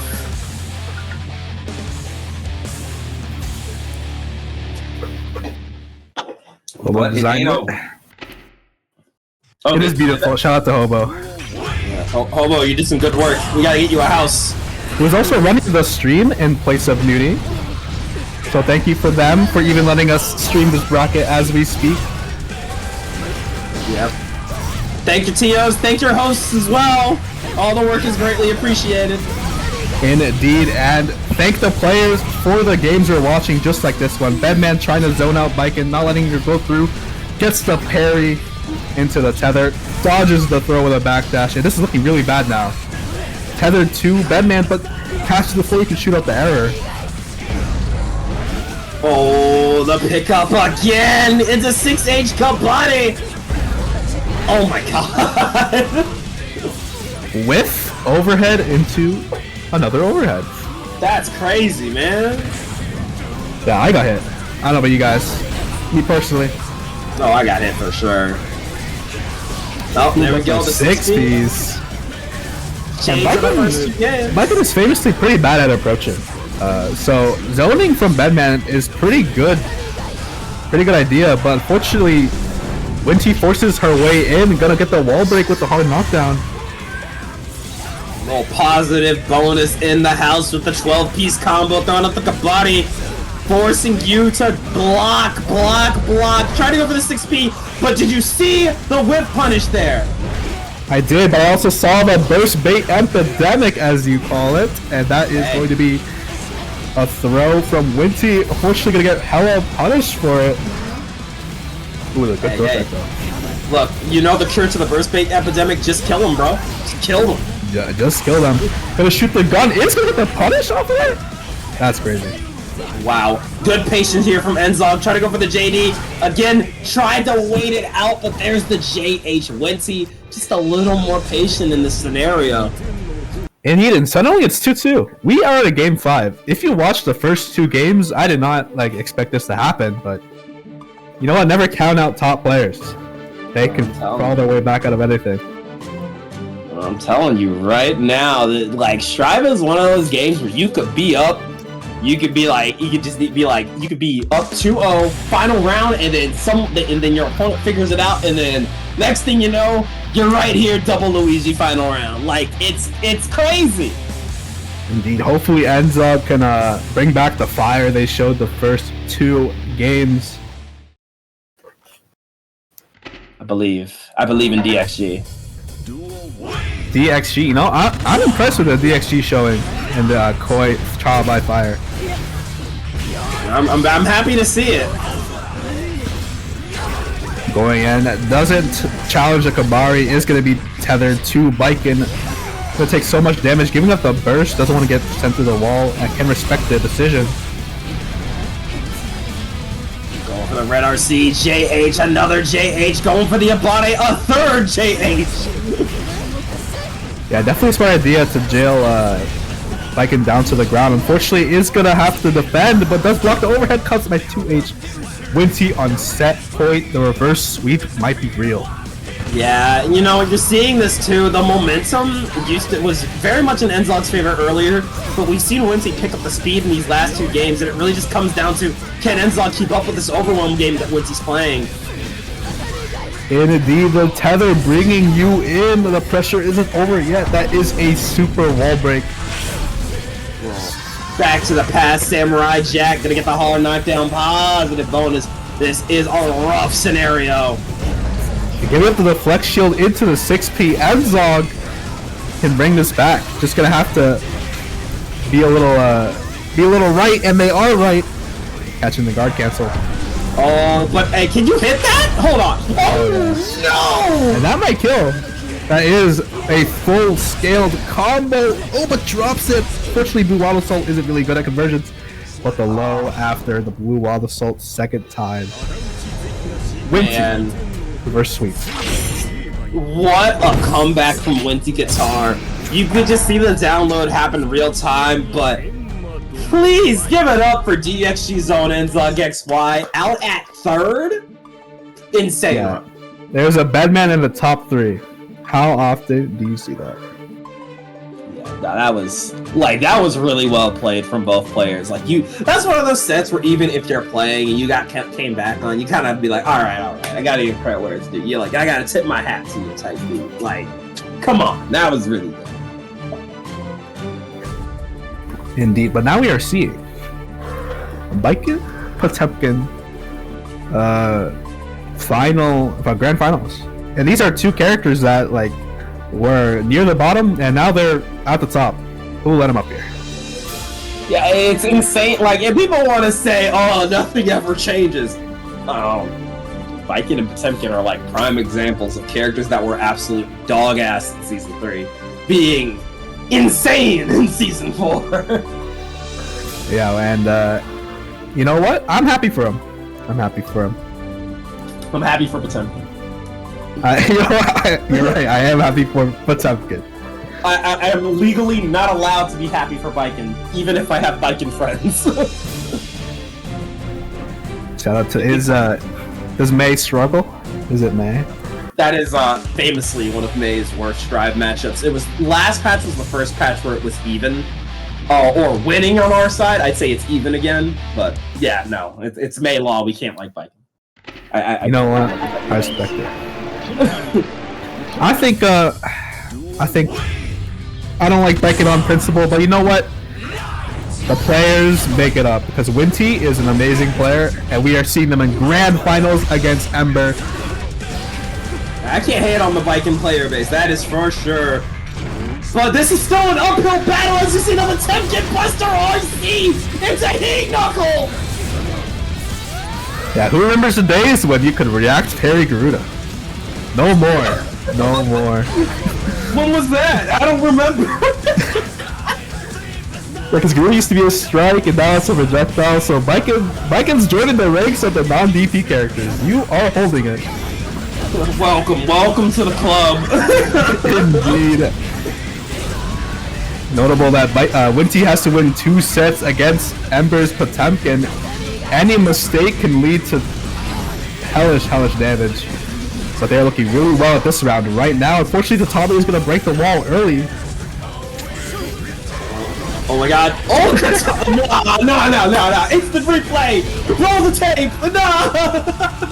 What a call out from Winty Guitar. None of that JD shenanigans. And you know what? I agree. Oh, gee, Viking, how come your mom let you have Blaze Blue combo? You know what? I can't even finish the joke because got personality. Potemkin Buster. All that damage. Nice deflect shield, but wow. No. What? No. Unfortunately, too low for the thing, but you cannot Kabari against Pot. The safe jab. Are you dead? No. It drops the combo. Not yet. YRC gonna save it, going in for the wildest soul. Gets the pickup. Ooh, goes for the throw. Definitely a risky option, but you have to play risky when you're at such low HP. The tether bringing Viking in to get the punish. And another throw. This could kill. Yeah, this could be game set match here. Gas the meter. Oh, unfortunately, doesn't use it in time. Pot's just too taken.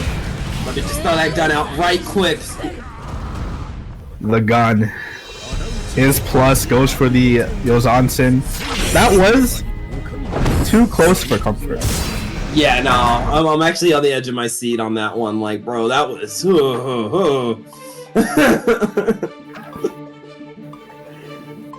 Nice save. Okay. Pot has been good for years. You know, Dirt. I will say. Back in season 1, it was different times. You have to understand. And we're talking beta Pot. We're playing the tax. We're paying the tax for season 1. But we're not talking beta Pot. Beta Pot's a different beast. No, that man could kill Godzilla. Yeah, Pot should never have a free frame. That's just exactly why. What were they smoking? I don't know. That was a different game. Indeed. Ooh, good 6P. Once again, Winty loves those jump-ins. PRC after Hammerfall attack is so good. Hammerfall is so good. I'm sorry. Oh, the jump over. No! I crash out. I crash out. Indeed. Going in another round for Ember. And now you're holding Garuda and you're tethered. It's just a joyous time. For Potemkin, maybe. Honestly, like, I think tethering Pot is so scary. Because, like, I'm pretty sure he gets meterless combos off of Pot Buster. Look, every season, no matter what it is, I just would not understand even the benefits to tethering this man. Oh my god, are you dead? No. Maybe? No, biking guts. Biking guts. No. I had a feeling. I was like, ain't no amount of guts saving you from that wall break. Someone calls Say Jam. Oh, say that was a will it kill type ass combo. Oh my god. Only a trial by fire, y'all. Garudas will vacuum next patch. You know what? At this point, why not? I need you to stop, please. Actually, you know what? I'm fine with that. Just take away the no push block, and I'll stop complaining. I'll shut up forever. Ooh, going in. We see a lot of patience from Winty Guitar now, and definitely have to play patient against Pot. Pot punishes mistakes, so the more you do stuff, the more mistakes you can make. Yeah, you definitely want to play this stagnant, and you know, something else to note on, we've seen a lot of really good FDs here just trying to keep that distance. But again, defense only gets you so far, you still gotta hit the opponent. Indeed, you have to respect Hammerfall PRC. Have to. Absolutely. If you get hit by close slash, I think you lose the round. I think that's a round loss.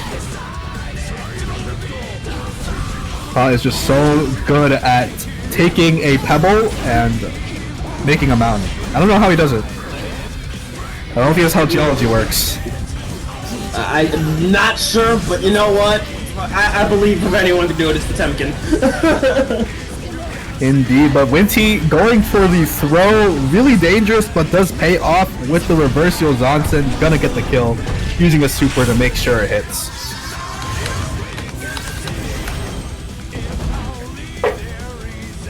Oh man, another one.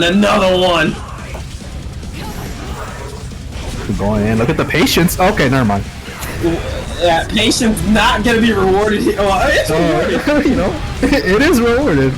It's not the way you would think. Oh, the whip Garuda. I thought that was a setup, honestly. I thought we were about to see 3 busters in a row. You know, it wouldn't be the first time we've seen Ember do it. Ooh, messes up the pop buster input at 6p instead. Winty definitely feeling that one, I'm sure.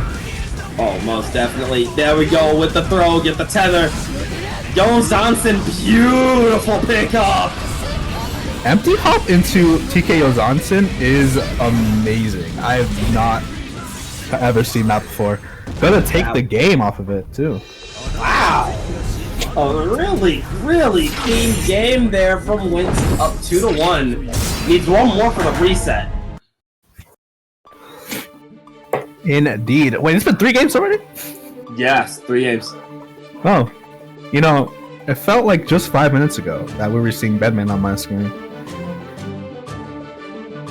Right. Well, like these last couple sets, I mean, to be fair, the DQ definitely didn't help with the speed. But the last couple sets have been pretty breakneck. Indeed. You know what? That's gear for you, and we're here for it. Absolutely. I mean, hey, I'll just say it. I don't think anyone in the team, either in the comm booth or in the TO team, is upset about a quick top 8. You know what? You're right. You're right. Going in though, both players at about 10% life loss. Good IBFD from Winty. Nope. Back throw incident, claiming another victim. Just standing there and waiting, that is a scary thing to see. Just standing there, menacingly. Look at all those 5Ps. 6Ps? Oh my gosh, what? Nah. That's a cracked reaction right there. Like, why did they grab that? Was that a reaction? I don't understand. I want to say it was. It had to have been. No, oh my god, beautiful pickup. It is. Goes for the reset because she knows that he has to kill here, and she does get the kill. That was a good reset point. That was not an American reset. That was definitely intentional. And speaking of resets, there's a potential of a bracket reset if we get one more round here for Winty Guitar. Indeed, but it is Potemkin, and he does have a burst, and he got a hard knockdown. So, you know, things could go south so fast, but Winty letting that super rock. Gonna be hard knockdown for her. Unfortunately, not a lot of damage though. Pot's just too tanky. And the slide in, trying to go for the buster. Heat knuckle, trying to get you with them big meaty claws. Indeed, you see Winty is staying on the ground, but unfortunately, going to get counter hit, close slash into the kill. Yeah, that side switch was disgusting. It was. That honestly, like, I didn't even notice he was on that side. I was really confused for a second. I kept thinking, why doesn't Winty burst? But you know what? Saving it for this last round was definitely the move. Look at this. Indeed, look at all that damage. Blue Wall Assault does wonders for your pressure. Definitely want to save burst for that. Once again, Winty has meter. Trying to call out the super. Ember does JS. Oh, that's it. Supers before they have a chance to burst. Winty resets the bracket.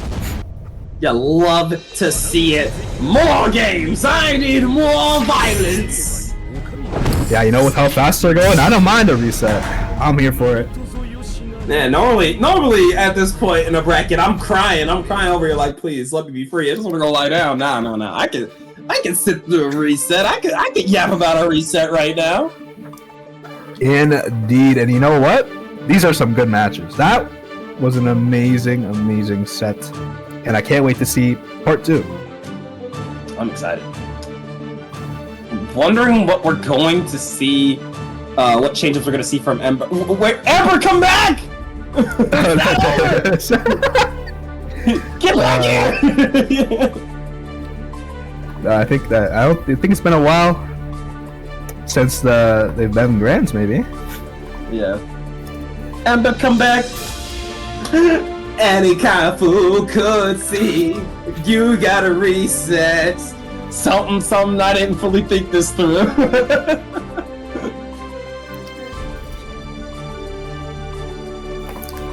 All right. You know what? Ember's just going off. Gonna drink a water. Relaxing. Calming the nerves. It's grand. It's good to be nervous. Hey, honestly, if you're not nervous at this point, there's something wrong. There's something wrong. Are you Danny? Are you a Kai player from Mexico? Maybe? King Danny? KidDracula? Danny Yelmaza? Alright, Ember is coming back. They are back. We are going in to Grand Finals Reset, the last set of the night. Who is excited? I know I am. Oh wow, and the 2H round start to go under the jump is crazy. Hold on. Yeah, both players played a little differently now. Had a chance to see each other's playstyles at the last set. Catches the Kara? It looked like they did Kara something. Goes for the burst though. Oh. I like the RC there. Yeah, didn't give Paw enough time to use their own RC. Gonna take a lot of damage from this counter hit. The drop into the overhead. Winty with the first round. And the burst. Great stuff from Winty so far. But Ember getting a big counter hit, pick up into heat tackle.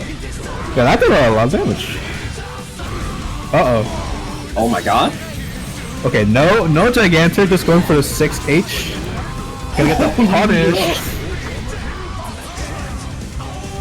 Yeah, that 2H is a little laggy. Just a little bit. Teensy bit. Oh, that 2D is so big. Unfortunately, gonna get hit by the Garuda. Gonna have to use that burst. You do not want to eat a pot buster. Excellent tech there. Gets the knockdown. Garuda trying to go for the buster. PRC tried to 6P it. Oh. Yeah, Winty is being a lot more patient, but when you're patient, Pot just pulls up and grabs you. The cross-up is going to be detrimental. Going to get counter hit into the first game for Ember. Oh, Ember looking a lot more confident going into this reset. Definitely had a lot of games to see what Winty likes to do. You know, we definitely spent that the first set on the back foot, but we're seeing a real change up.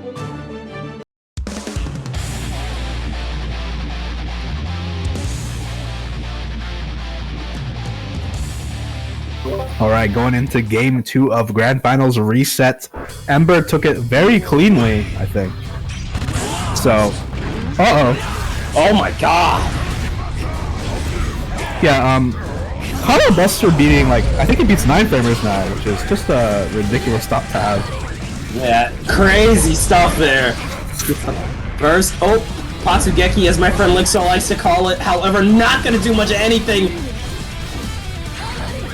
Indeed, tries to go for the throw, unfortunately gets counter hit, gonna use the meteor to extend. That is a lot of damage and a reset. We're just mashing far slash? You know what? I'll respect it. And we're mashing Kara Pot Buster. Blocks the overhead though. This is really bad for Winty. Look at that meter build it. Gets the hit. Wow!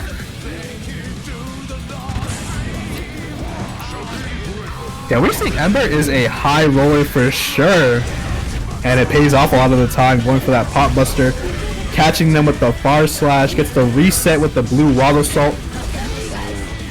Try to yoink them with the big meaty claws again, but yeah, Winty's not having any of that.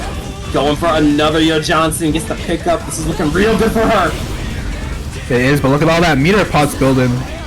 Oh, good throw. PRC. Ember is not using that meter defensively. Who knows what they're going to be able to do with it. Unfortunately, we're not going to be able to find out. Uses the blue wall assault, locks him on a burst, takes the second game. I think it's a real interesting detail you called out is that, yeah, you're absolutely right. She is absolutely not.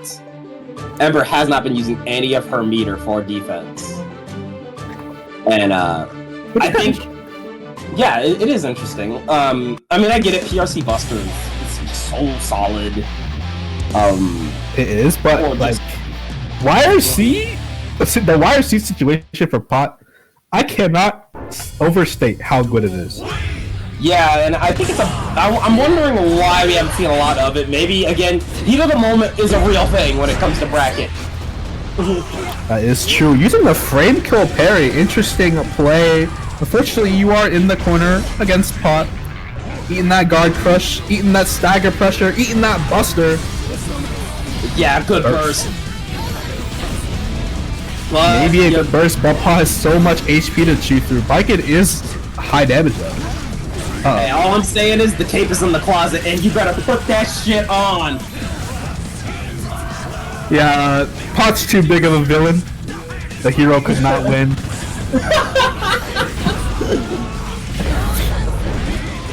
Uba, the cross-up Yozansen success rate is like 100%. I'm telling you, ain't nobody blocking that, especially with the vacuum effect now. Indeed, but also Ember's getting a lot of back throws, and back throws are really good for Potemkin. And then gets hit by the side head, but the wake up TK Yozansen, these players are scrapping. Yeah, this has been a boozy knockout. Like, this is a bar brawl. And I'm all here for it. We just saw 2D into Super playing Kai Kiske over here.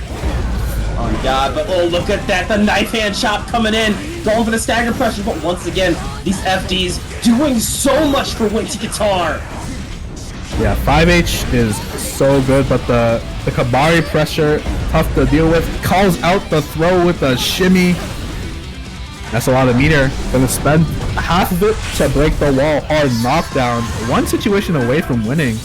Gonna have to block this overhead or the slow. Or, oh my god! Not the tether! No! Doesn't bait the burst, and that is a hit from the thing. Doesn't get the extension with the meter. This is looking really bad for Ember. Oh, but one big counter hit may be all you need. Yeah, that's a good burst. Oh no! Oh, no, you're alive. Yeah, there's no way. Oh my god. Just forgive! Since the Mega Fist is not gonna work out, BRC at round start is too strong. Yeah, honestly, with the meter there, it really was just Winty's world right there. She really had all the meter, all the resources to kind of do what she wanted, and just had to play around what Ember wanted to do.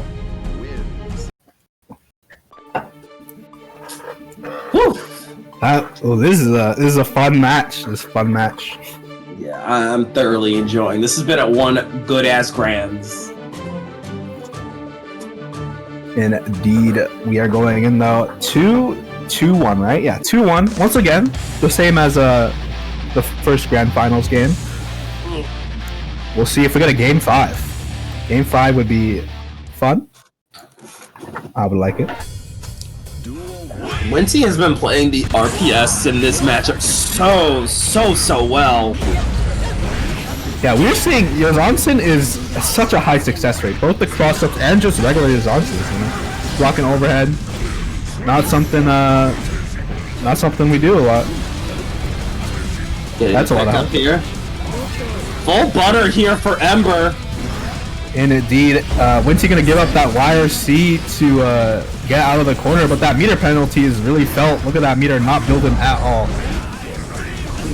Absolutely, and something again I want to note that you've been saying, you mentioned earlier, all his meter, and we haven't seen Ember use it for anything defensive. Yeah, now we see that Ember has no meter at all. Gonna use that blue wall assault to stay in. I'll just build that back. That is crazy. Actually insane. Tap Dust gonna take the round, but Biken built all her burst back because of how long Pot's pressure was. Round start, Hammerfall.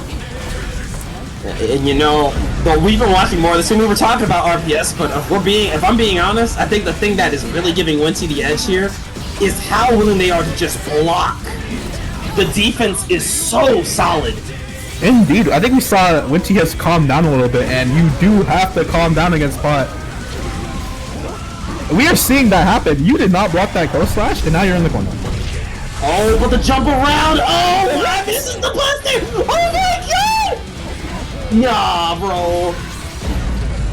Probably counter hit the PRC startup for the super, but fortunately didn't recognize that they could have killed there. Hit with the burst too. Pot's trying to put on the cape, but if anyone can do it, No cape. No cape. No capes today. End the mode, baby. Oh, 6P got punished by JD. You know what? It just happens. It just happens. The power of booty. What can I say?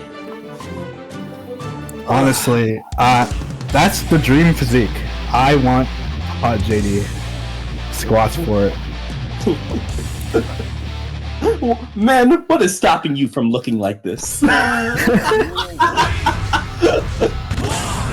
Alright, we are at final game, game 5. Once again, look at those Yozonsons. So successful. And now you're in the corner. Oh, messed up the car though. God. Wow. Oh my gosh, Hammerfall on defense. You. Oh my goodness! What? He got the meter back! You're dead! You're dead! Oh! Tournament point for Ember. She's so close, gamers. Pot whiffed a grab, uses the meter to bring her back. Got the meter off the second one and killed.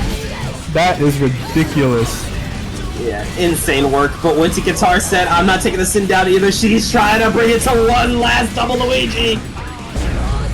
Who catches out the throw with the Yozonson, and now Pot's dead, right? Yes. We are at double Luigi and grand finals.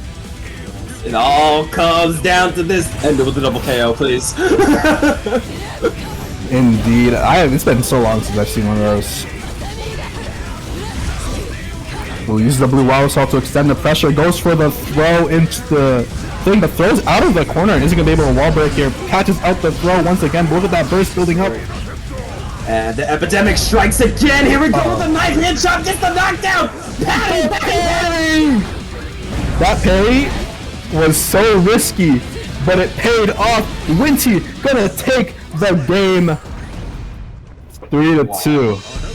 Viking gang eating good right now. Winty Guitar, your trial by fire 3 chance. Yeah, what a trial it was. They were burning. They got a lot of burns on them. Oh. But they came out victorious. GG's to both Ember and Winty Guitar. What a set. That is what you like to see over here. Just really good stuff from everyone involved. A great top 8. Oh. Man, that was good. Nail biter. Love it. Indeed. Love it. Are we doing anything? Do we stream interview? I know we did interviews the last times. I don't know if Winty wants to do it. It's all on her. That's all on her. Winty, if you're listening.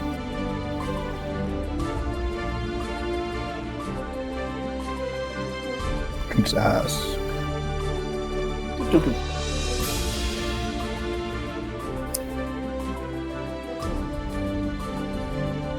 Nah, Ember saying pot carries her to places she should. No. Nah. You know, do not. Okay. Never downplay yourself. This is a message for everybody. Sometimes your character is really good. It just is, but like never discount yourself. You know? As far as I'm convinced, everybody in this top 8 fucking cooked. Everybody that we saw on stream fucking cooked. And I'm tired of pretending like they did. Never count yourself out. Everyone played fantastic.